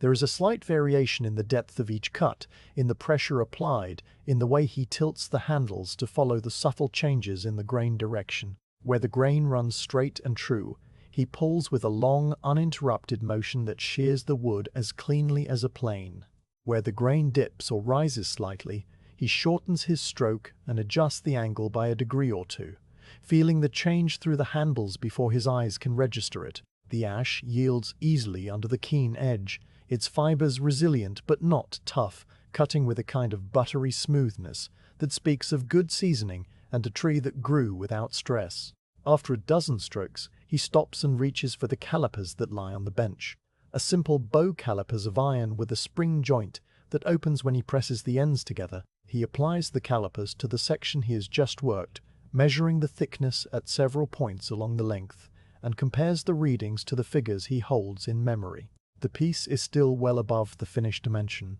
as it should be at this stage. There is perhaps half an inch of excess wood remaining on the outer face alone, and he makes a mental note to take further shavings of a similar thickness on the next pass. He sets the calipers down and returns the drawknife to the wood, working over the same ground again, but this time from the opposite direction, pulling from the center towards the butt end, which ensures that the grain is cut with rather than against its inclination, and prevents any tearing or splintering. The floor around his stool is now accumulating a soft pale layer of shavings that rustle faintly when he shifts his feet. The shavings are of many sizes, some broad and ribbon-like, curled into spirals that hold their shape. Others narrower and more irregular, where the blade encountered a slight knot or a change in grain direction. Occasionally a shaving catches on the edge of the bench and hangs there, trembling in the barely perceptible draft from the stove, before he brushes it aside with a flick of the drawknife handle. The scent of fresh-cut ash deepens with every stroke, a clean, slightly sweet smell that fills the workshop and mingles with the older, earthier odors of elm embers and linseed oil and the faint tang of the grinding stone's water trough. When the outer curve has been reduced by what he judges to be a sufficient amount, he pauses to blow the loose dust from the work surface, his breath sending a pale cloud scattering, and then he loosens the strap clamp, rotates the ash piece through a full half turn, and reclamps it so that the inner curve now faces up. This is the compressed face, the side that grew against the trunk, and its grain is denser, the rings closer together, the surface slightly harder under the blade. He tests the feel with a single light stroke, and the drawknife answers with a higher, tighter sound, a crisp snick rather than a sigh, and the shaving it lifts is thinner and more brittle, breaking into short segments rather than curling into a coil. He adjusts his angle by lowering the handles a fraction, and the next stroke produces a smoother, longer shaving, though still not as broad as those from the outer face. The inner curve requires a different pacing. Because the grain is compressed, a cut that is too deep will cause the blade to dig in and lift a chunk of wood that might leave a gouge deeper than intended. So the wainwright works with shorter, more frequent strokes, each one removing only a modest thickness but advancing steadily along the length. He starts at the center where the arch is highest and works outward towards each end in turn, and you notice that he does not rush to remove the excess all at once, but instead takes a pass,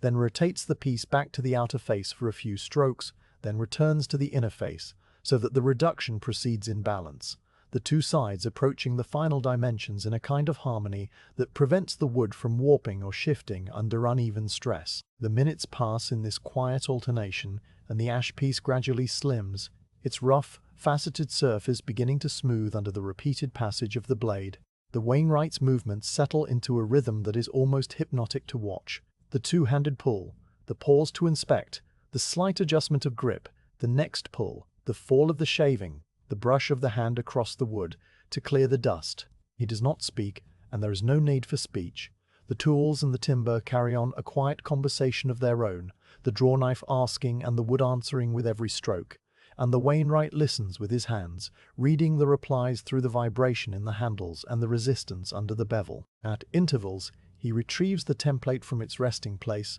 and lays it against the workpiece. The red edge of the pine board does not yet sit flush against the ash. There are gaps where the curve of the template rises away from the wood, and high spots where the wood touches the template, but with a pressure that is not quite even. He rocks the template gently from side to side, watching where the light shows through the gap, and then he sets it aside and returns to the drawknife, addressing the high spots with a few precise, shallow strokes that remove a whisper of wood from each side of the arch. The template is not yet a gauge to be matched exactly, but a guide to be approached in gradual stages, and he consults it with the same unhurried care that he gives to everything else. The ash piece begins to reveal more of its inner character as the roughing out proceeds. Near the center of the outer curve, a small knot that was hidden under the bark now emerges as a dark oval, about the size of a dried pea, where a tiny branchlet once sprouted and was long ago overgrown by the thickening trunk. The wainwright examines it closely, picking at the edge with his thumbnail to see how sound the surrounding wood might be, and finding it firm and well adhered, he works around it with a series of shallow skew cuts that leave the knot slightly proud, to be dealt with later when the finer tools can address it without risking a chip. Further along towards the thinner end, a subtle wave in the grain appears, a gentle undulation where the fibers flow over an old wound now completely healed and invisible from the outside. He follows this wave with the drawknife, adjusting his stroke to ride the contour rather than fight it, and the shaving he lifts here is wavy-edged and delicate, a small record of the tree's long-ago injury and recovery. Now and then he pauses to sharpen the drawknife again, though only briefly, for the ash is not particularly hard on edges. He takes the slipstone from the jar and gives the bevel a few light strokes, then strops the blade on the leather paddle with 4 or 5 passes, and the keenness returns immediately. He tests it on a shaving he has just taken, holding the shaving up to the light and paring its end grain with the tip of the blade, and the effortless cut confirms that the edge is still perfect. These pauses for sharpening are not interruptions, but part of the rhythm, small resting points where the workshop falls into an even deeper quiet, broken only by the gentle hiss of steel on stone or leather. As the roughing out continues, the shape of the wagon bow becomes more and more apparent. The thick, blocky sections near the ends are still present, for the tenons have not yet been defined, but between them the arch is now a continuous, fair curve that rises from each end to a smooth crown, the thickness consistent within a fraction of an inch along the whole length. The surface is still faceted from the drawknife, each stroke having left a small flat that catches the light at its own angle, so that the wood seems to have a subtle, shifting sparkle as you move your head. These facets will be removed later by the spokeshave, but for now they are the signature of the rough shaping, a texture that pleases the wainwright in its honest testimony of work done. He takes the folding rule and measures the thickness at the apex once more, Then at the 2 points where the curve begins to descend towards the ends, and these figures he speaks aloud under his breath in a soft murmur. 1 3/8, 1 1/2, 1 5/8. The numbers tell him that the piece is now within 1/8 of an inch of its final dimension, which is exactly where he intended to be after roughing out. There is still a generous margin for the spokeshave to refine the surface and for the scrapers to bring it to a polished finish. But the heavy work of removing the bulk of the waste is nearly complete, and the drawknife has served its primary purpose. He sets the drawknife down on the bench with the blade facing away, and he stretches his arms out in front of him, flexing his fingers and rolling his shoulders in a slow, careful motion that loosens the muscles of his upper back. The morning has advanced while you stood watching. The sun is now high enough that the shaft of direct light has left the bench and is falling across the floor near the door, where the heap of shavings glows pale gold, and the air in the workshop is warm and still, smelling deeply of ash and iron, and the faint, clean smoke of the stove. A few of the shavings have drifted under the bench,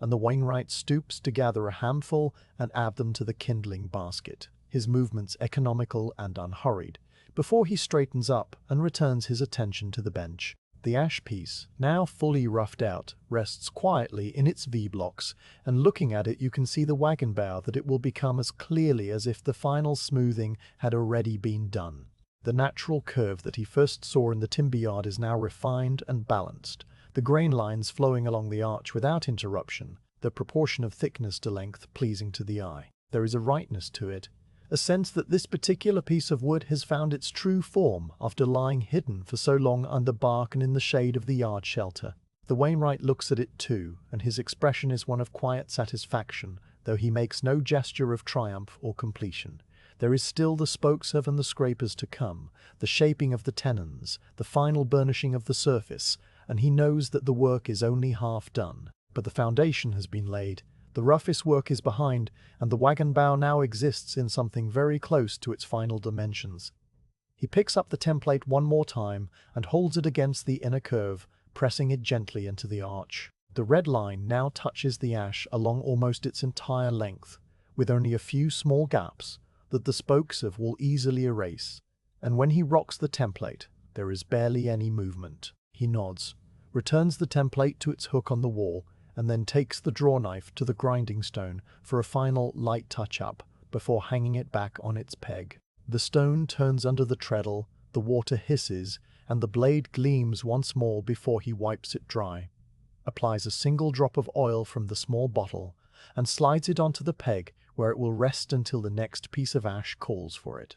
The workshop settles into a brief interlude of stillness. The stove murmurs, the lantern flame stands tall and steady, and outside the birds have quietened as the day reaches the warm, still plateau of late morning. The pile of shavings on the floor is now substantial, a soft mound of pale curls that fill the space under and around the bench, and their scent rises gently, mingling with the warmth. The wainwright goes to the front door and opens the lower half for the first time since the morning began, swinging it outward so that the full daylight floods in and a gentle breeze enters, stirring the dust motes into a fresh dance and carrying away some of the workshop's heat. He stands in the doorway for a moment, looking out at the green, and then he turns back to the bench, his eyes resting on the roughed-out ash bow that waits pale and patient for the next stage of its becoming. The drawknife has been returned to its peg, and the roughed-out ash bow now rests in the V-blocks with its outer curve facing upward,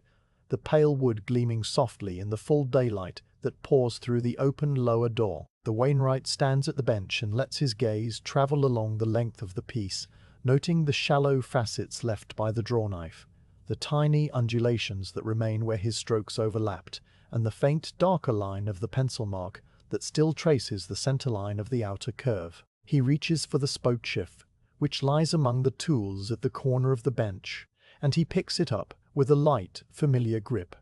One hand on each of its small brass wings, the blade pointing downward, and the adjustable mouth set so that only a sliver of steel is visible above the sole. The spokeshave is a delicate tool compared to the drawknife, its flat sole no longer than a man's palm, and its blade a narrow rectangle of steel sharpened to a near-perfect edge during the earlier preparations. The wainwright tests the depth of cut by drawing it across a scrap of pine that still lies on the bench, and the sound it makes is a high, fine whisper, barely audible above the distant murmur of the village and the gentle breathing of the stove. A papery shaving lifts from the pine and floats to the bench top, and the wainwright, satisfied that the blade is set neither too deep nor too shallow, turns to the ash bow and places the spokeshave at the butt end of the outer curve, the sole flat against the wood and the blade just kissing the surface. He pushes the spokeshave forward rather than pulling, a motion that is the reverse of the drawknife's stroke,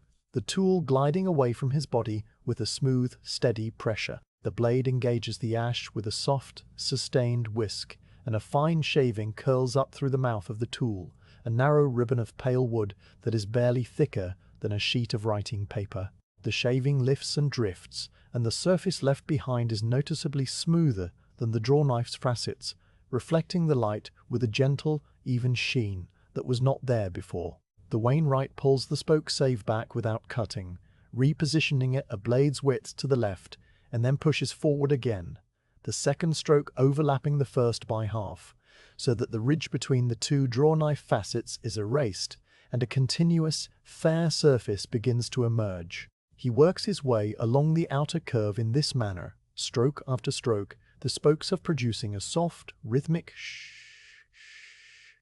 that fills the workshop with a quiet, rustling cadence. His hands remain steady on the brass wings, his forearms moving from the elbow rather than the shoulder, and his whole posture is one of calm, attentive ease. The shavings from the spokeshave are thinner than those from the drawknife, more delicate, and they do not hold their curl but fall in soft, straight drifts that settle on the bench and the floor without a sound. The scent of the ash, which was strong and sappy during the roughing out, now becomes subtler, more refined, a faint sweetness that hangs in the air without overwhelming. At intervals, he pauses to run the flat of his palm along the surface he has just worked, feeling for any remaining high spots or irregularities that his eyes might miss. The skin of his palm is seasoned and tough, yet sensitive enough to detect a ridge no higher than a cat's whisker, and where he finds such a ridge, he returns the spokeshave to that exact spot and makes a single, shallow pass to remove it. Sometimes he turns the tool slightly,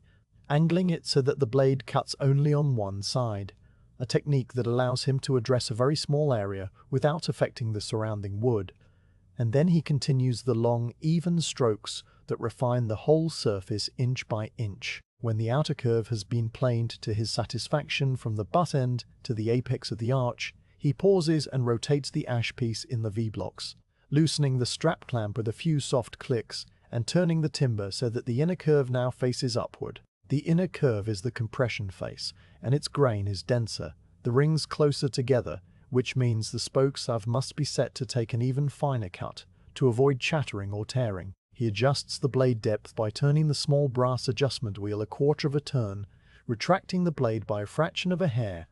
and then he tests the setting on the pine scrap before addressing the ash. The new setting yields a shaving as thin as a breath, and he nods to himself and positions the spokeshave at the center of the inner arch. The inner curve is more difficult to work because the surface is concave, and the flat sole of the spokeshave cannot seat against it perfectly along its whole width. The wainwright compensates by tilting the tool slightly, using one corner of the sole as a bearing surface, while the blade cuts only a narrow strip, a technique that requires a lighter touch and a keener attention to the feel of the wood under the steel. He pushes the spokeshave forward, and the blade hums against the dense grain, producing a slightly higher, finer note than it did on the outer face. The shaving that emerges is not continuous, but breaks every few inches into small, brittle fragments that he brushes away with a sideways flick of the tool between strokes. He works the inner curve from the center outward towards each end, and his pace here is even slower than on the outer face,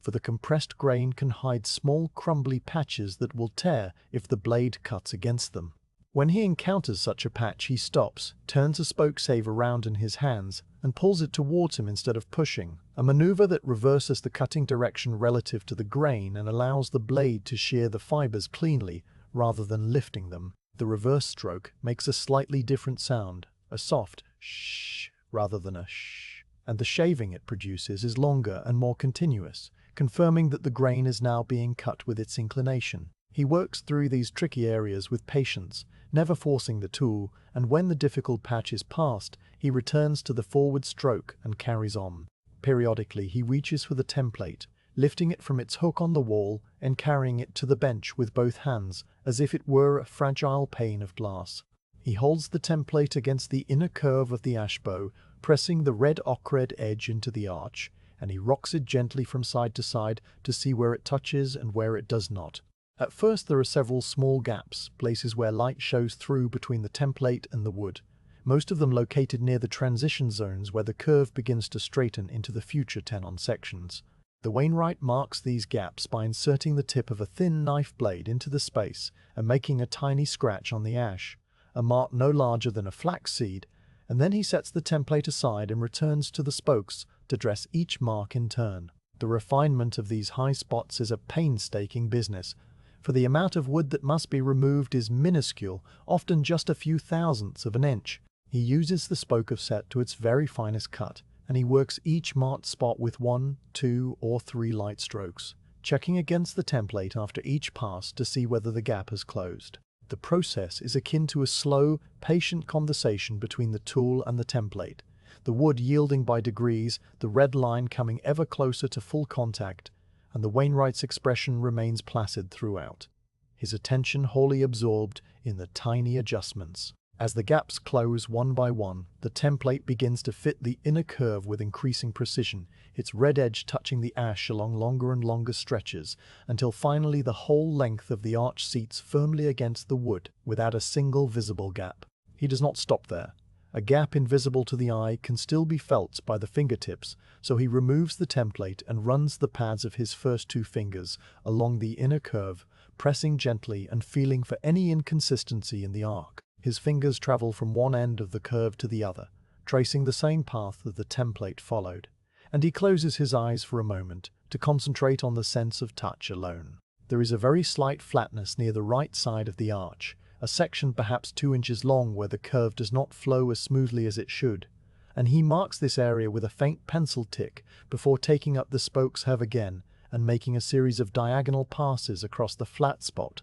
blending it into the surrounding curve with strokes that feather out at each end. When he checks again with his fingers, the flatness is gone, and the arc feels continuous and true. Now he turns his attention to the outer curve, which must harmonize with the inner curve so that the thickness of the bow is consistent from end to end. He has already smoothed the outer face, but now he uses the calipers to measure the thickness at 6 points along the length, comparing each measurement to the finished dimension he holds in memory. The caliper's legs open and close with a soft iron friction, and he reads the gap by holding the tool up to the light and noting the small space between the points, a method that requires no numbers but only the visual comparison of one gap to another. Where the thickness is a shade too great, he applies the spokeshave to the outer face in those areas only, blending the cuts so that no step or shoulder is created, and then he measures again until the thickness tapers as it should, slightly thicker at the center, where the load will be greatest,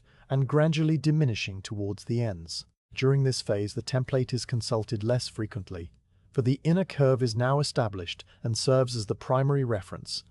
But he does lay the template against the outer curve once or twice, not to check the fit, but to confirm that the overall sweep remains fair to the eye. The outer curve is not an exact mirror of the inner curve because the bow will be slightly thicker at the crown, but the visual harmony of the 2 curves is important, and the wainwright studies the piece from several angles, tilting his head and half closing his eyes to see the lines without distraction. When a slight asymmetry catches his attention, he addresses it with the spokeshave until the shape pleases him, which is a matter of judgment rather than measurement. The sound of the spokeshave has now become a constant, gentle presence in the workshop, a soft rhythm that rises and falls as the wainwright works along the length of the bow,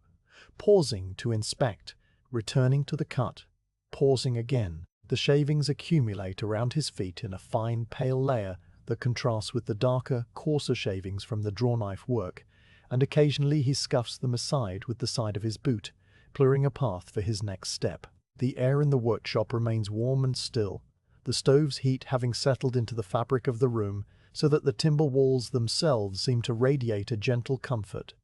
and the light through the door is now the high, bright light of midday clear and almost shadowless. The wainwright pauses in his work to adjust the spokes of blade once more, for the constant use has slightly dulled the edge on the dense inner curve wood. He disassembles the tool with a few turns of the thumbscrew, lifts out the blade, and gives it a few strokes on the leather strop, holding the bevel flat against the dressed surface and drawing it backward with a smooth, steady motion. The stropping takes only a minute, and when he reassembles the spokeshave and tests it on the pine scrap, the blade sings through the wood with a crisp, effortless note that tells him it is ready for the final passes. The final passes are the lightest of all, mere dustings of the surface that remove nothing measurable but polish the wood to a silky smoothness. He sets the spokeshave so that the blade protrudes by barely a whisper, and he draws it along the entire length of both curves in long, overlapping strokes that leave no blade marks, only a faint, lustrous sheen that catches the light and throws it back in a soft, diffused glow. The ash now looks less like a piece of timber and more like a finished object. Its surface is fair and true, its curves flowing into one another without a single abrupt transition, and the grain lines run along the arch in unbroken parallel streams that seem almost to have been drawn rather than grown. When the last stroke is complete, the wainwright puts the spokeshave down on the bench and stands back, letting his hands rest on his hips while he surveys the piece from end to end. The bow is now fully refined. The template fits the inner curve perfectly. The outer curve is fair and symmetrical, the thickness tapers as intended, and the surface is smooth and ready for the scrapers. The marks of the drawknife and the spokes have been erased, and what remains is the quiet, understated beauty of ash wood worked with patience and skill, a curve that seems to belong to the workshop as naturally as the bench or the lantern or the old beams overhead. He lifts the template one final time and places it against the inner curve, and this time there is no gap at all, the red line touching the ash from one end of the arch to the other in a perfect, continuous kiss. He sets the template back on its hook and then runs his hand along the whole length of the bow one more time, feeling the smoothness under his palm, the gentle spring of the arch, the cool, dry warmth of the seasoned wood. The bow is nearly complete. Only the tenons remain to be shaped at each end, and the final burnishing with the scrapers to bring the surface to its ultimate, living patina. But those tasks belong to the next stage of the day, and for now the wainwright allows himself a moment of stillness, standing beside the bench with the spokeshave resting beside the calipers and the template hanging silently on the wall. The workshop filled with the scent of ash and the quiet satisfaction of a thing well begun and well continued. The spokeshave has now done its work, and the long curve of the ash bows upward from the bench in a smooth, continuous arc that follows the red line of the template as faithfully as a river follows its ancient bed. The surface still carries the faint whisper marks of the fine blade, a texture neither rough nor polished, but holding the light in a soft, silvery bloom, and the scent of the wood has mellowed into a dry sweetness that no longer fills the room but lingers close to the surface like a memory. The wainwright sets the spokeshave on the bench, with its blade retracted, stretches his fingers wide and then closes them again into a loose fist, and turns his attention to the two ends of the ash piece, where the tenons must now be shaped. These ends are still square and blocky, for the drawknife and spokes have been working only on the arched section between the future shoulders, and the wood beyond those points remains in its full, rough-sawn dimension. He lifts the template away and hangs it on its hook, and then he walks to the window shelf to retrieve the scrap of paper with its columns of small, careful figures, the same note that has been waiting under the lead weight since the morning began. He reads the numbers once more, not because he has forgotten them, but because the act of confirming a measurement before cutting is a habit worn so deep that it has become a form of courtesy to the wood. The marking gauge is the first tool he takes up, a simple instrument of beech and brass with a small sharp pin that projects from the stem. He sets the distance between the pin and the fence by loosening a brass thumbscrew and sliding the fence along until it matches the depth of the mortise in the wagon side rail, a figure he knows by heart but checks against the open folding rule anyway, touching the brass tip to the engraved line and nodding when the two align. He tightens the screw again with a brief twist of his thumb and forefinger, and then he walks to the butt end of the ash piece, the end that will sit nearest the front of the cart. The ash is still clamped in the V-blocks, but now he loosens the strap and rotates the piece so that one flat side faces directly upward, providing a stable surface for the gauge. He sets the fence of the marking gauge against the end grain and draws the pin along the surface of the wood in a single, steady pull that leaves a fine, clear line running across the width, perhaps a quarter of an inch deep in the moisture of the timber zone fibers. He repeats this on the opposite face, then turns the piece to address the narrow edges, so that when he has finished, a continuous scored line encircles the entire section at precisely the shoulder location. He then moves to the thinner end and repeats the whole procedure, measuring the length of the tenon from the tip inward and scribing a matching line that wraps around the wood like a faint inscribed ring. With the shoulders marked, he exchanges the marking gauge for a small tri-square, its rosewood stock dark with years of handling, and he uses the square and a sharp pencil to extend the shoulder lines down each face to the exact center of the thickness, drawing a series of short perpendicular marks that will guide his saw cuts. He also marks the waist side of each line with a small X, a habit so ingrained that he does it without conscious thought, because a saw cut placed on the wrong side of a line can mean the difference between a tenon that fits and one that must be shimmed or recut. The X marks the wood that will be removed, and he runs a thumb across each one as he completes it, a small gesture of finality. Now he takes up the back saw, a tenon saw of about 12 inches in length, with a heavy brass back that keeps the thin blade rigid and true. The teeth are sharp and lightly set, cutting a kerf no wider than a visiting card, and the beech handle has worn to a deep honey color where his hand wraps around it. He positions the ash piece so that the butt end projects over the edge of the bench, and he kneels on one knee beside the bench rather than standing, because this brings his eye down to the level of the cut and allows him to sight along the blade with greater accuracy. He sets the saw teeth against the wood exactly on the waist side of the shoulder line, and he begins the cut with a few short, gentle draw strokes that establish a shallow groove, the blade moving backward and forward with a soft, rhythmic zip that is quieter than the drawknife's pull but sharper in its focus. Once the groove is established and the blade can no longer wander, he lengthens his stroke, using the full length of the saw and letting the weight of the tool do the work. The sound rises to a steady, crisp rasp that fills the workshop with a different kind of quiet, a quiet that has the saw's rhythm as its center rather than the absence of sound. The kerf deepens and pale sawdust sifts out from the cut, finer than the drawknife shavings and paler in color, collecting in a small ridge along the shoulder line. He pauses when the cut reaches the point where the two shoulder lines meet, the inside corner of the tenon, and then he lifts the saw clear and blows the sawdust away with a single breath. He rotates the ash piece a quarter turn and makes the second shoulder cut, identical to the first, but on the adjacent face, and then the third and fourth, each one stopped exactly at the meeting point of the pencil lines,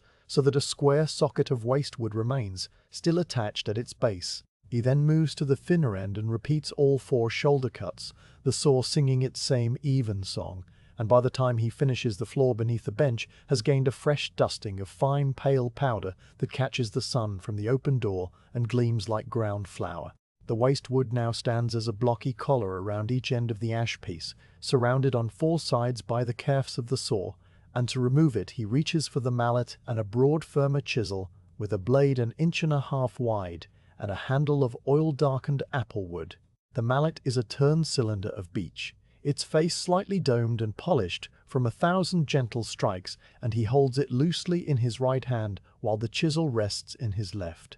the bevel facing down and the cutting edge aligned with the shoulder line on the narrow edge of the tenon. He taps the mallet against the chisel handle with a light, short blow, and the chisel sinks into the end grain with a soft, dull thud that is more felt than heard,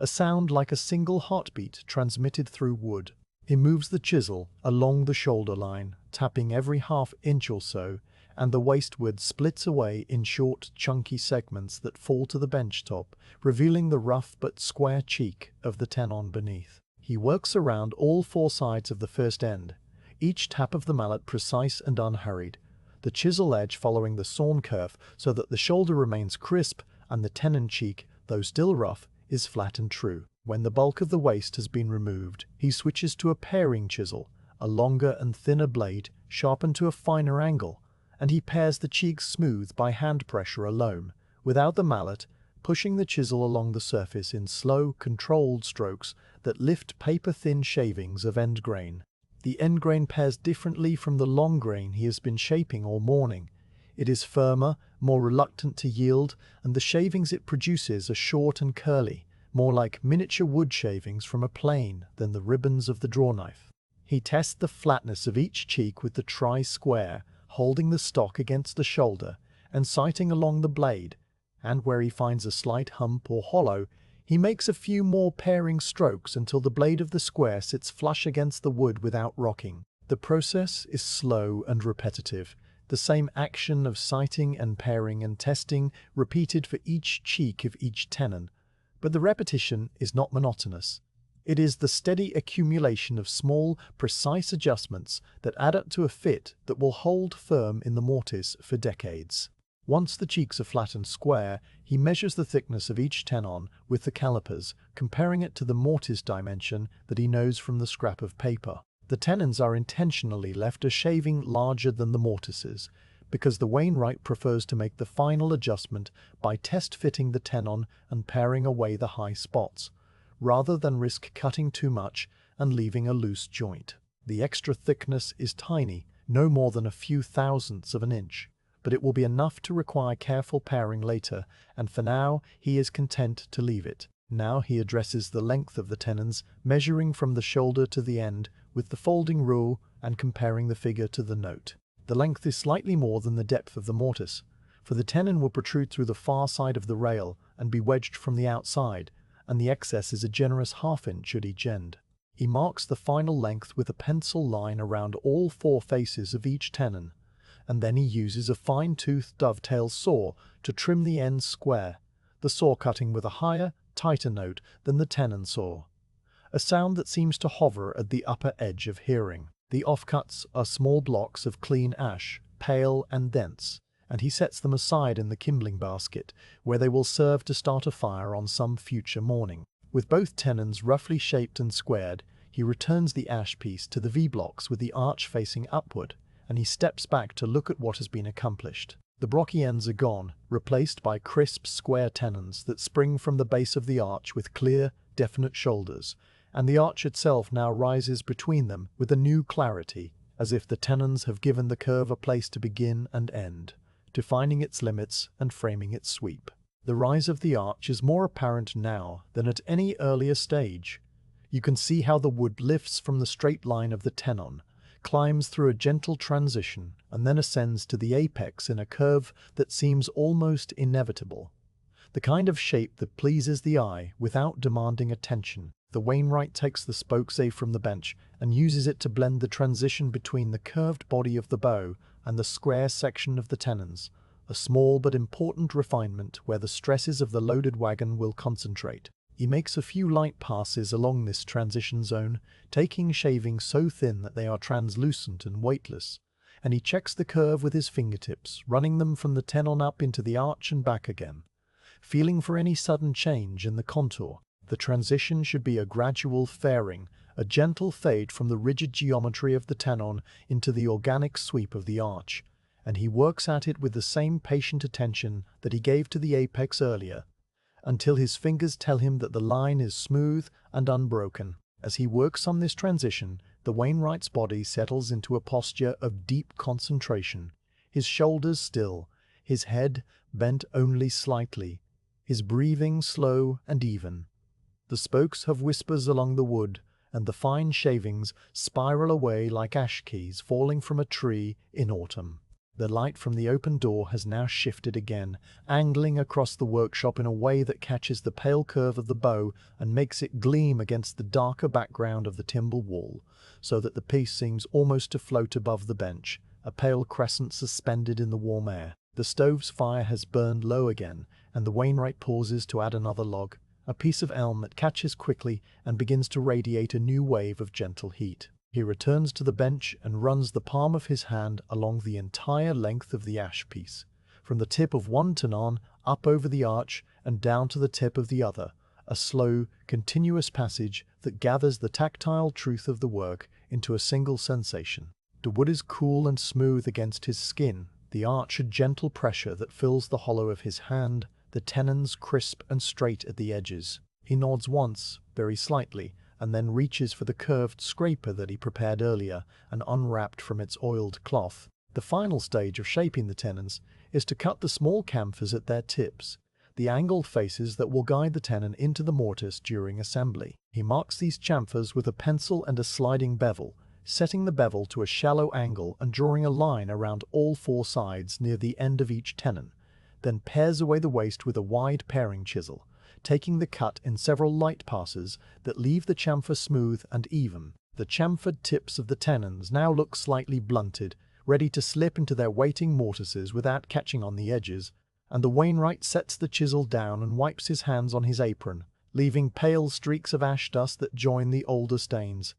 The rise of the arch stands complete. The ash wagon bow in all its essential geometry is now a finished shake the tenon square. And true, the curve fair and balanced, the transition zones blended smooth, the whole length of it waiting only for the final surface treatment that will bring the wood to a soft, living luster. The wainwright steps back from the bench and stands with his arms at his sides, looking at the bow with an expression that holds no drama, only the quiet, settled satisfaction of a craftsman who has brought a piece of wood to the exact point he intended.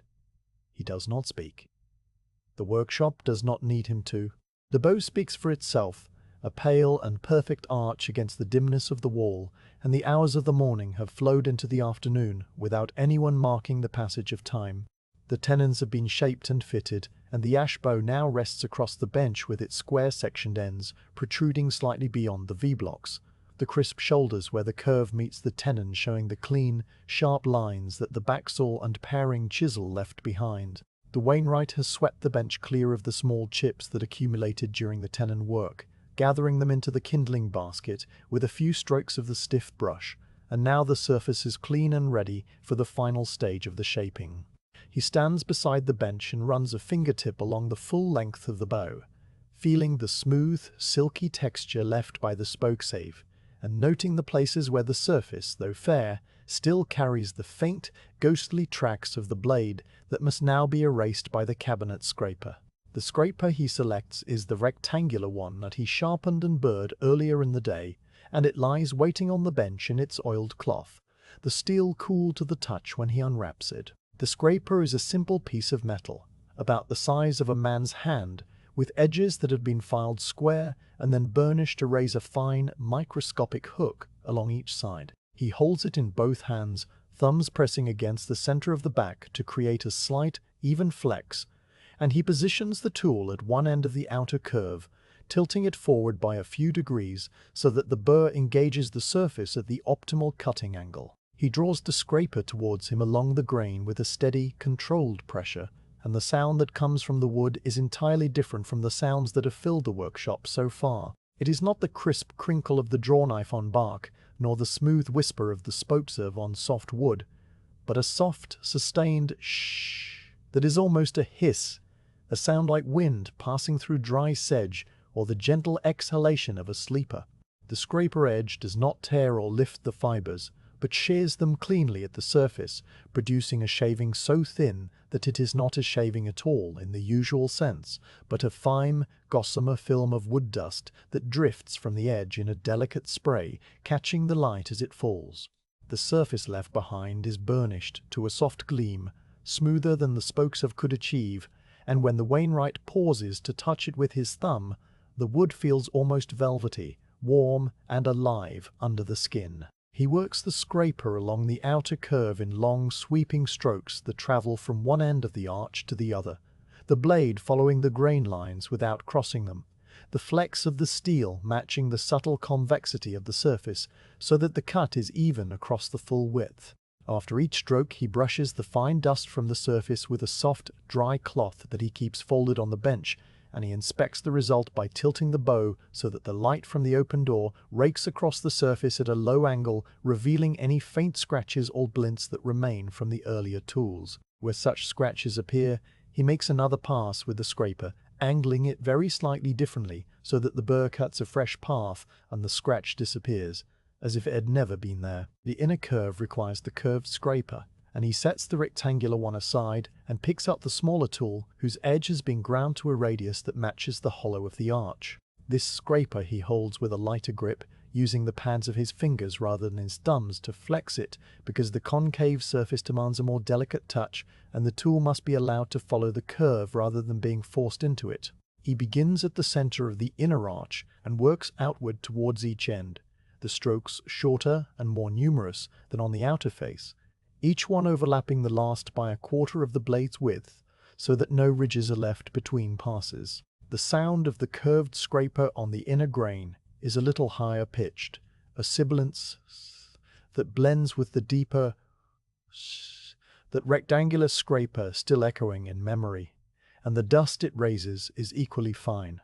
a pale haze that settles on the bench in a thin, even film. As he works the inner curve, he pays particular attention to the transition zones near the tenon shoulders, where the arch section flows into the straight sections at each end. These areas are the most difficult to scrape smoothly, because the grain direction changes slightly as the curve flattens, and the scraper can catch on the end grain if the stroke is not perfectly aligned. The wainwright approaches these transitions obliquely, drawing the scraper at a diagonal rather than straight along the length, so that the cutting edge shears the fibers across their grain instead of lifting them,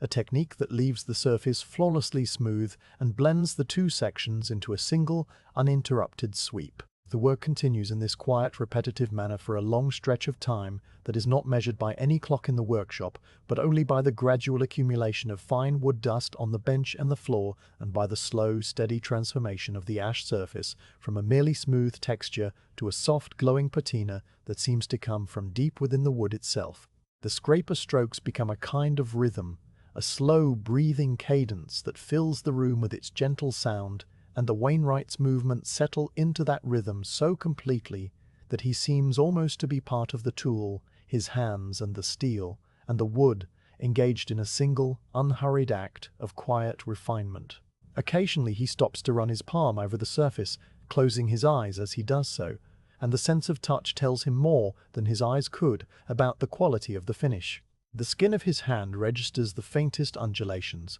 the microscopic variations in density between the early wood and the late wood rings, and he can feel how the scraper has burnished the harder late wood to a slightly higher polish than the softer early wood, creating a subtle tactile texture that is pleasing to the hand but invisible to the eye. Where the surface feels less than perfectly smooth, he makes another pass or two, and then he passes his hand again, the motion gentle and repetitive, a quiet loop of touch and response. The knot near the center of the outer curve, which he left slightly proud during the roughing out, now receives its final attention. The scraper is too broad to work closely around the knot without risking a slip that would mar the surrounding surface, so he uses a small curved scraper, almost a miniature version of the main tool, that he retrieves from the shallow drawer beneath the tool shelf. This tiny scraper has a cutting edge no wider than a thumbnail, and he holds it between thumb and forefinger, working around the knot with painstaking circular strokes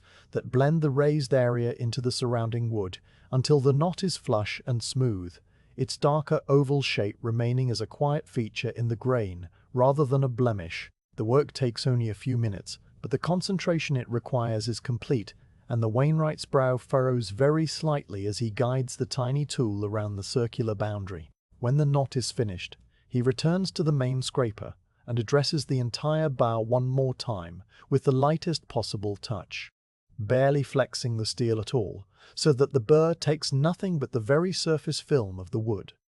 A cut so fine that no visible dust is produced, only a faint, silky sheen that deepens the luster of the ash. This final pass is almost a caress, the scraper gliding over the wood with the barest whisper of contact, and the result is a surface that gleams with a warm, muted glow that invites the hand to linger. Now the wainwright sets the scrapers aside and takes up a small piece of clean, soft cotton cloth that he has been keeping folded under the bench, a cloth of the type used for polishing the finest finished surfaces. He does not apply any oil or varnish or wax to the wood. The finish he seeks is not one that comes from a bottle, but one that rises from the material itself, when it is worked with enough patience and skill. Instead, he begins to rub the bow with a dry cloth, using long, firm strokes that follow the curve from end to end. The friction of the cloth against the wood generating a gentle warmth that brings the natural oils of the ash to the very surface. This is the hand-rubbed patina that no applied finish can replicate,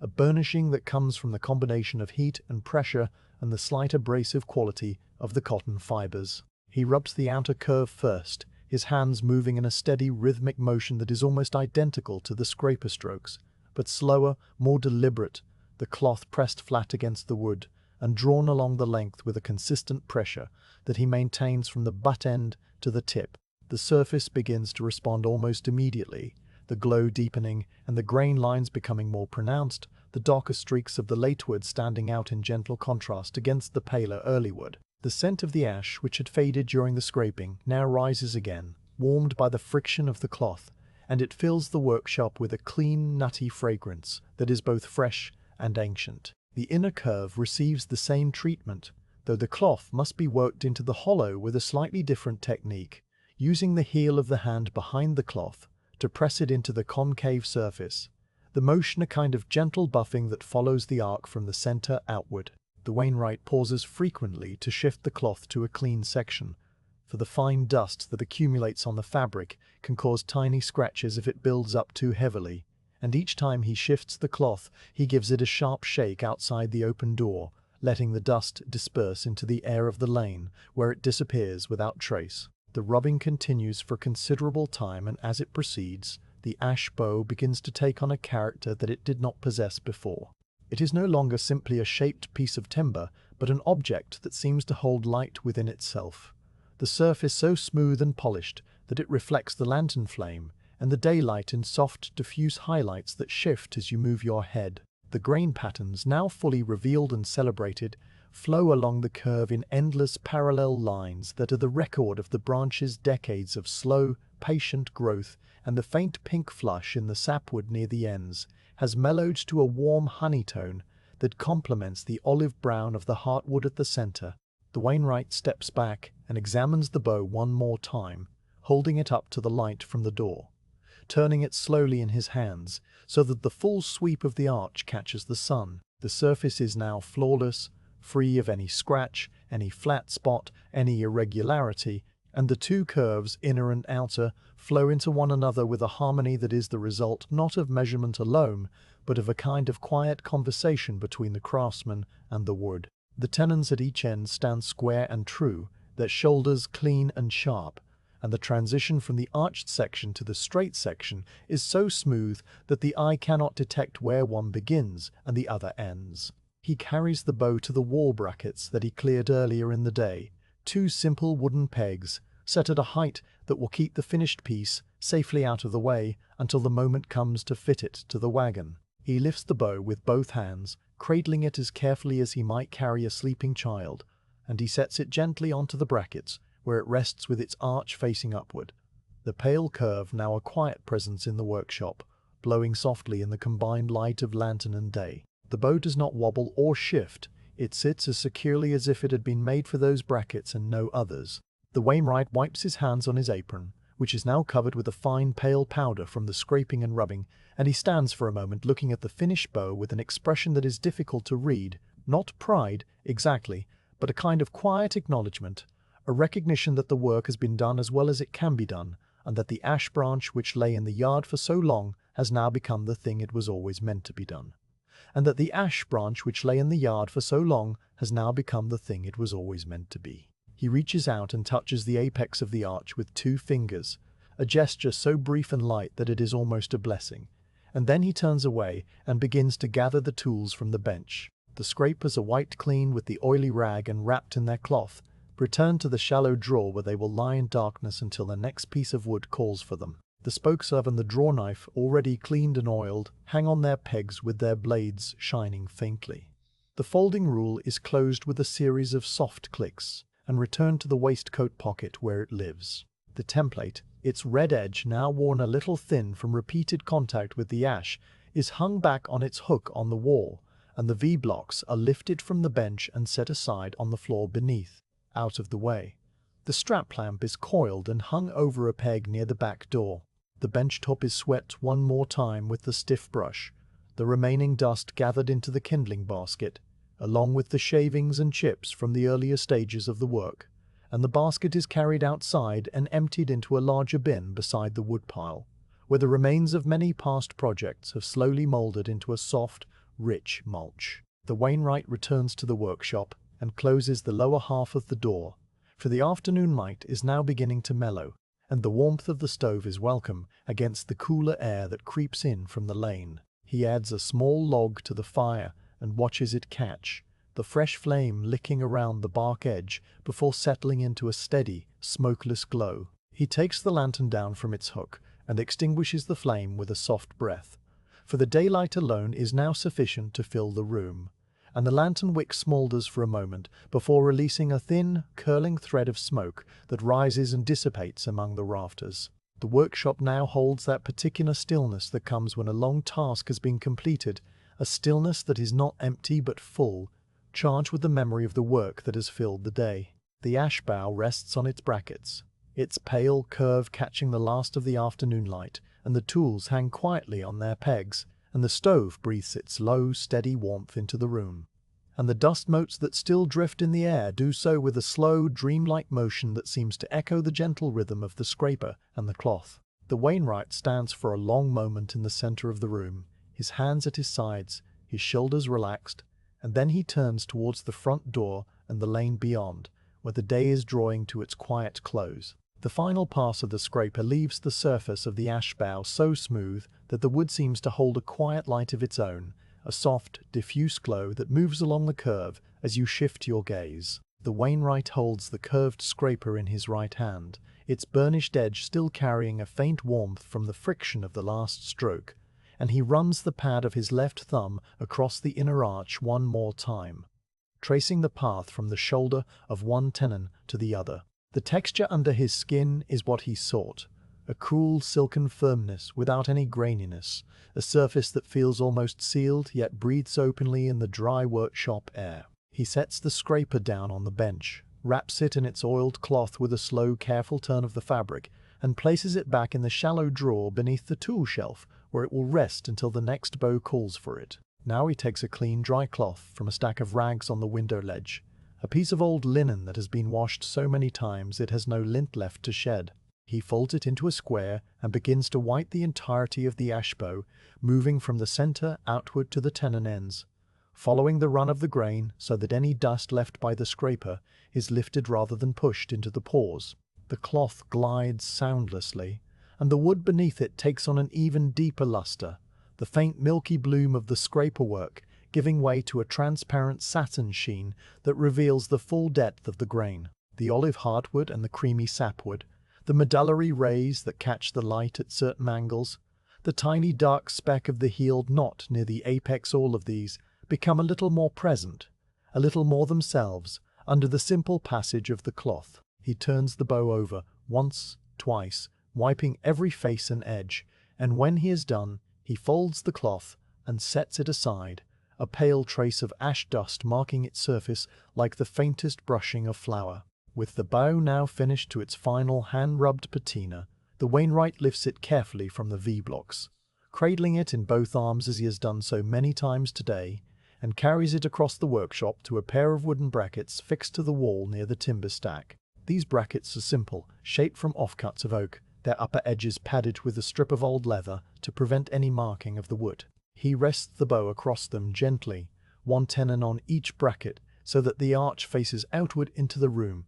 supported at its ends and free in the middle, never under stress. The curve now hangs in the dimmer part of the workshop, a pale crescent against the dark timber wall, and it catches the amber light of the lantern and the silver daylight from the door in such a way that it seems to glow with a quiet, settled completeness. The wainwright steps back and looks at it for a long moment, his expression unchanged, but his stillness speaking of a deep, calm satisfaction. And then he turns away and leaves the bow to its rest.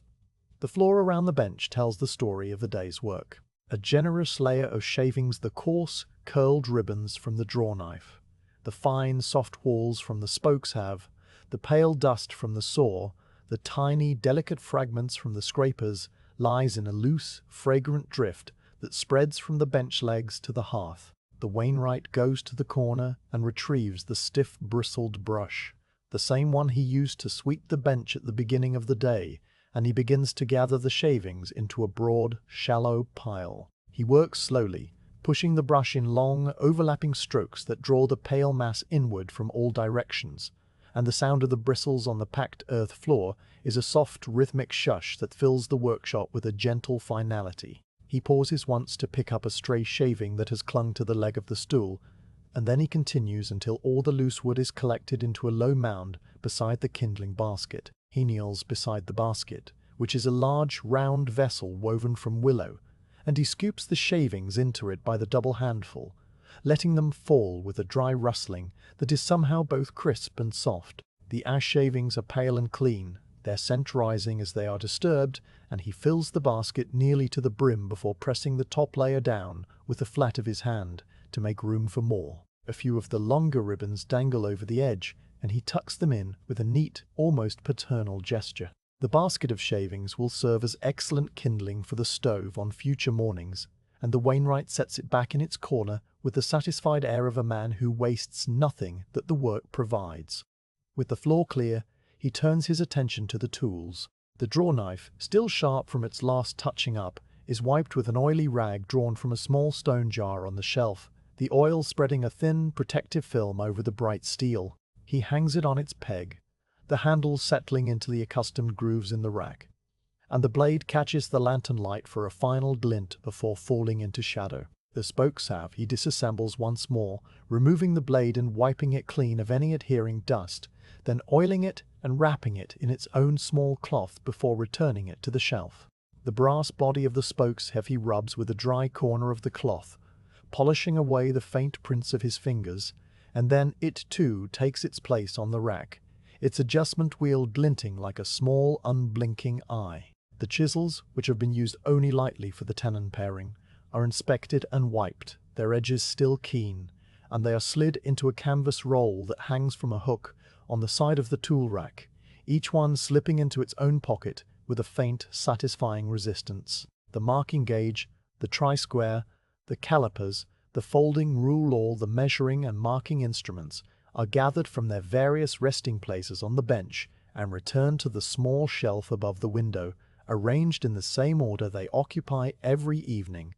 so that the wainwright can find them by touch in the dimness of a winter morning. The saws are hung by their handles from a beam above the bench, their blades now still and silent, the teeth still carrying the faint pale dust of the afternoon, but otherwise clean. He picks up the mallet last, turning it over in his hands to check the face for any splintering, and finding none, he sets it on its designated shelf beside the chisel roll, its weight making a soft, solid thud. The bench top is then swept clear of the remaining dust with the brush, and the rag is shaken out and folded and placed in the pile of used cloths that will be taken to the village washerwoman at the end of the week. The workshop, which all day has been a living space of motion and sound and the scent of fresh wood, now begins to settle into a stiller, quieter state, as if it too is preparing for rest. The wainwright walks to the stove and opens the fire door. The elm log he added earlier has burned down to a heap of glowing coals that shift and settle with a soft, tinkling whisper, and the heat that radiates from them is gentle and diffuse. He uses a small iron poker to push the coals together into a compact pile, and then he closes the damper in the chimney pipe and shuts the stove door, leaving just enough air to keep the embers alive for a few more hours so that the workshop will stay warm through the evening. The stove's black iron sides, which have been radiating warmth all day, now begin their slow cooling, and the faint ticking sounds of contracting metal follow him as he moves. The lantern still hangs from its beam, the candle within having burned down to a stub that flickers slightly, and the wainwright reaches up and opens the small glass door of the lantern, pinching the wick between thumb and forefinger to extinguish the flame. A thin wisp of smoke rises and curls, carrying the scent of beeswax and burnt string, and then it dissipates into the air. He closes the glass door and leaves the lantern where it is, for he will need it again the next morning, and there is no point in taking it down, only to hang it back again. The workshop is now lit only by the daylight that comes through the open door, and that light has begun to change. The sun outside is dropped low enough that its rays now slant almost horizontally through the doorway, and the light has taken on that particular golden quality that belongs to late afternoon in an English village, a honeyed warmth that gilds everything it touches without casting strong shadows. The dust motes that earlier danced in the morning beam are now gone, the air in the workshop having settled over the course of the day, and the light falls uninterrupted onto the curved ash bow resting on its brackets, illuminating it with a soft amber radiance that makes the wood look almost like a piece of polished amber. The wainwright pauses in his tidying to observe this, and you see him note the way the grain lines leap into visibility under the angled light, the way the delicate chamfers at the tenon ends catch the glow, the way the whole bow, after all the hours of work, seems to belong exactly where it is. He goes to the front door, the lower half of which has been open all afternoon, and he stands in the doorway for a long while, looking out at the village. The lane is empty now, the day's carts and walkers having all returned home, and the green beyond the hedgerow is a quiet expanse of grass that has begun to cool in the lengthening shadows of the cottages. The rooks have returned to the elms beyond the church tower, and their occasional caws drift across the village like the closing notes of a slow piece of music, random and unhurried. From somewhere near the home farm comes the low, gentle lowing of a cow calling its calf, and then silence returns. The wainwright breathes the outside air, which is cooler than the workshop and carries the scent of grass and damp earth, and the faint, distant tang of wood smoke from other hearths. And then he steps back inside and lifts the lower door into its frame, swinging it shut with a soft, solid thunk. The catch drops into place, and the outside world retreats a little. The top half of the door is still open, and for now he leaves it so, because a little air and the last of the daylight are welcome. The workshop is now in a state of half-closure, the door half-soot, the stove ticking as it cools, the tools all in their places,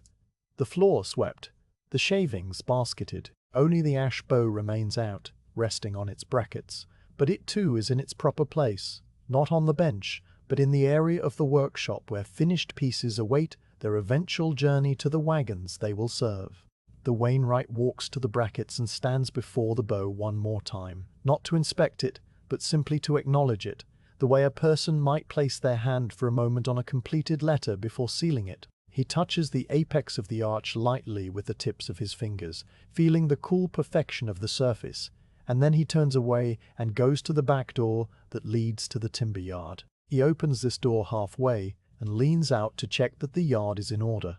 that the remaining lengths of ash and oak and elm are still properly stacked under the shelter, that the grinding stone is covered with its canvas hood, that the water trough is topped up from the dripping of the morning. The yard is as he left it, quiet and tidy, the stone wall casting a long purple shadow across the packed earth. He closes the back door and slides the wooden bolt across, a simple bar of oak that drops into an iron staple, and that small final sound, the soft clunk of wood on iron, marks the end of the day's access to the timber. Now he washes his hands in the small tin basin that sits on a shelf near the stove, pouring water from an earthenware jug that has been keeping warm in the corner. The water is tepid and slightly brown from the rust of the tin, and he uses a scrap of soap made from tallow and ash to work the day's grime from the creases of his knuckles and the lines of his palms, rubbing slowly and methodically until the skin is clean. He dries his hands on a towel that hangs from a nail, and then he rolls down his sleeves, buttons his cuffs, and straightens his apron, tying the strings neatly at the back. He lifts his felt hat from its peg by the back door and settles it on his head, the brim shading his eyes from the golden light that still streams through the top half of the front door. There is one thing left to do, and it is the smallest, quietest act of the day. He goes to the stool beside the bench, the same three-legged stool where he sat to read the grain of the ash piece that morning, and he sits down for a moment. He does not reach for a tool or consult a note. He simply sits, his hands resting on his knees, his shoulders relaxed, his breathing deep and slow. He looks around the workshop, taking in the orderly tool rack, the swept floor, the stove with its closed door, the lantern standing dark, the pale bow on its brackets, and the last shaft of golden sunlight that is now climbing the far wall as the sun sinks lower. The workshop is warm and quiet and filled with the patient presence of wood waiting to be shaped, and the wainwright sits in the center of it all like a part of the furnishings, a human component of a space that has been his for so many years that the boundaries between the man and the room have grown soft and indistinct. The light climbs higher on the wall, touching the adze marks on the old oak beam, and then it begins to fade. The gold turns to amber, the amber to grey, and the workshop dims gently, as if a soft cloth were being drawn over it inch by inch. The wainwright rises from the stool, his knees making no sound as he straightens them, and he walks to the front door and lifts the top half from its hook, swinging it slowly inward until it meets the frame. He presses the latch down with his thumb one final time, and the door closes with a gentle, solid sealing that shuts out the lane and the green and the rooks and the last of the sunset. The workshop is now in near darkness, lit only by a thin line of fading light that creeps under the eaves and the faint orange glow that still escapes around the edges of the stove door. He stands in the darkness for a moment, and you feel the silence of the room settle around you, both a silence that is not empty, but filled with the presence of wood and iron and the memory of careful work. The ash bow on its brackets is now a pale shape in the dimness, a gentle arc of lighter grey against the wall, and if you did not know what it was, you might mistake it for a sliver of moonlight that has somehow found its way inside. The wainwright draws a breath, deep and slow, and then he walks to the back door and bolts it again just long enough to pass through into the yard and pulls it shut behind him with a soft click of the latch. You hear his footsteps on the packed earth of the yard, a few slow crunches, and then the sound of the gate that leads to the lane, and then nothing. You remain in the workshop because the story has not left you anywhere else. The stove ticks once, twice, and then is silent. The ash bow rests on its brackets, its long curve holding the shape of the hours that have passed over it. The drawknife strokes, the spokeshave passes, the scrapers burnish, and the patient wipe of the linen cloth. The workshop breathes around it, the old timber walls settling into the cool of the evening, the thatch above sighing almost imperceptibly as the day's warmth leaves it, the tools on their pegs keeping their own quiet counsel. The smell of ash and elm and linseed and old dust hangs in the air, a complex, comforting scent that will still be there in the morning when the wainwright lifts the latch, and the new day's light falls once more across the scarred beach of the bench. Outside, beyond the closed door, the village lets go of the day. The rooks have quieted entirely. The cow has settled in the byre. The dust of the lane has cooled and lies undisturbed. The hedgerows fold their leaves in the dewless dusk. A single light appears in a cottage window across the green, a small, warm square of candle glow that looks like a distant relative of the lantern that now stands dark on its beam. Then another appears, and another, and the village nestles into the night without hurry or sound.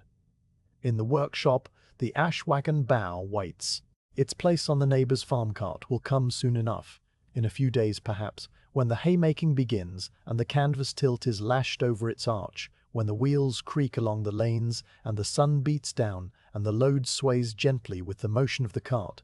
But for now there is no cart, no road, no destination. There is only the bow itself, a thing of quiet beauty, a piece of a tree shaped by a patient hand, resting in a dark workshop that smells of wood and time. And there is you, standing in the silence, feeling the deep, slow pull of sleep that the whole day has been weaving around your senses since the moment the door first opened onto the grey morning. The story is done. The workshop is at rest. You close your eyes, and the darkness behind them is as gentle as the curve of an ash bough in an unlit room.